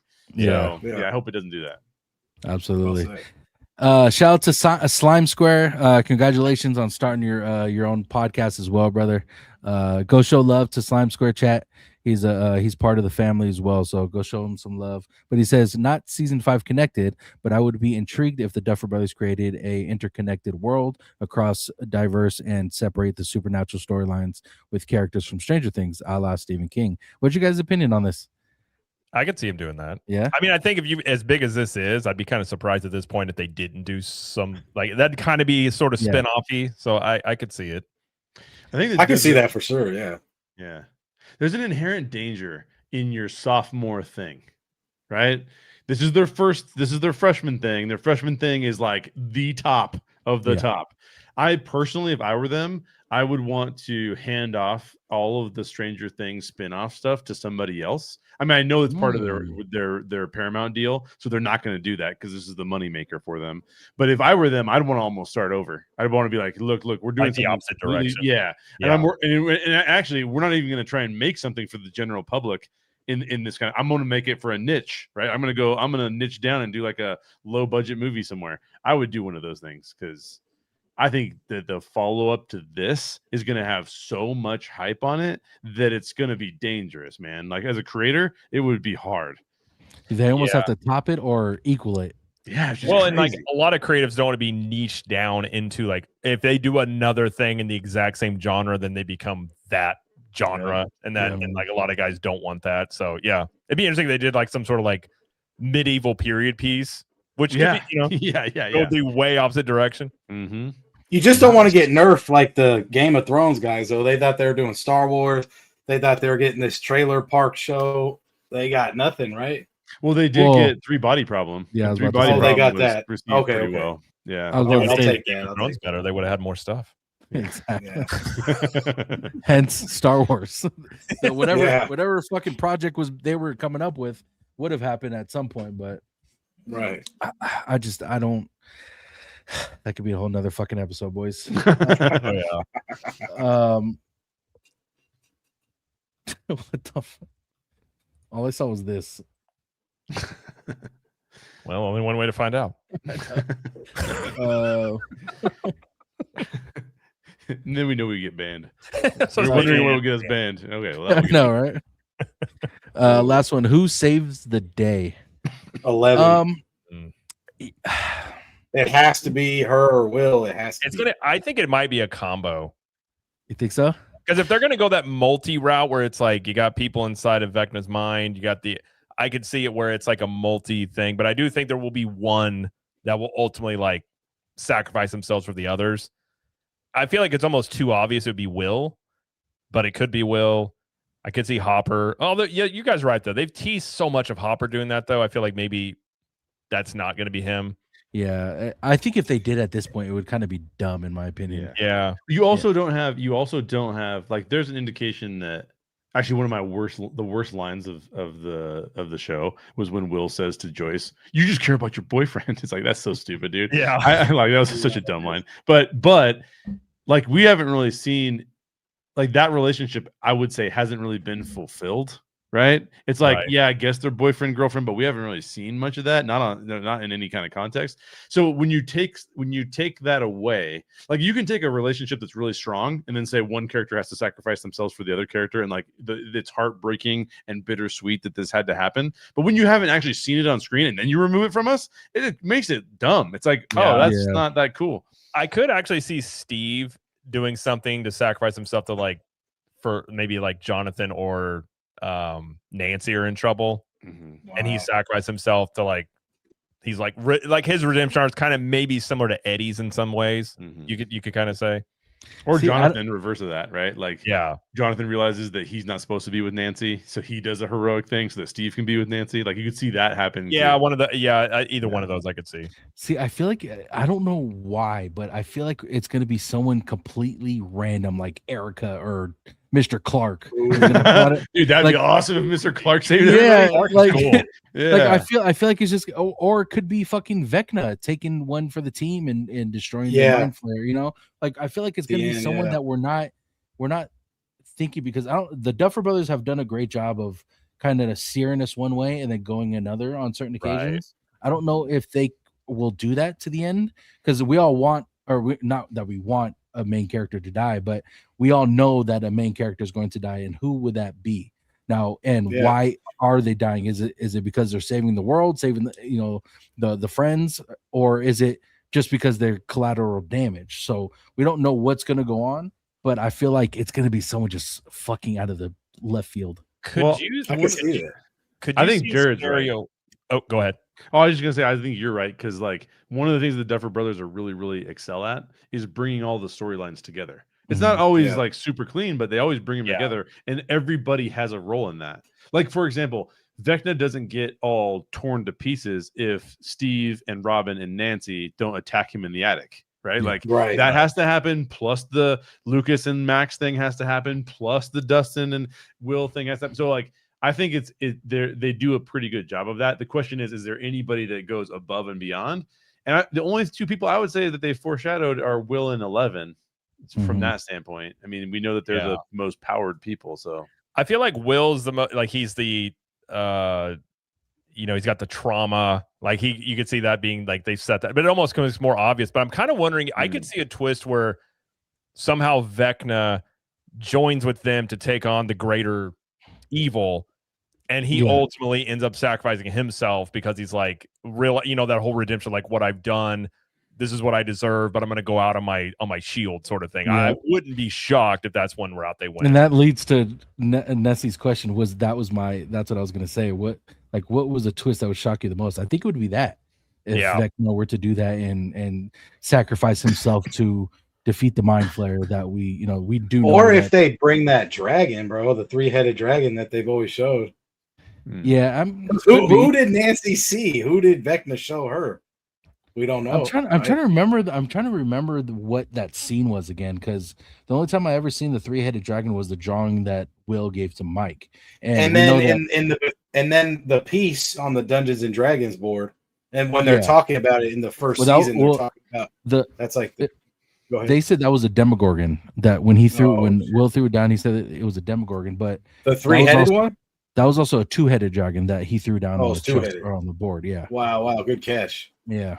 So there's a lot of things that could shock. What were you gonna say though, Jay? You were gonna say something. No, I don't think I was. I was just coughing. Oh my bad. Yeah. Just coughing. But yeah, we'll wrap it up there, boys. Any last words before we head out? Because we could talk for hours, and I know it's getting late for you guys.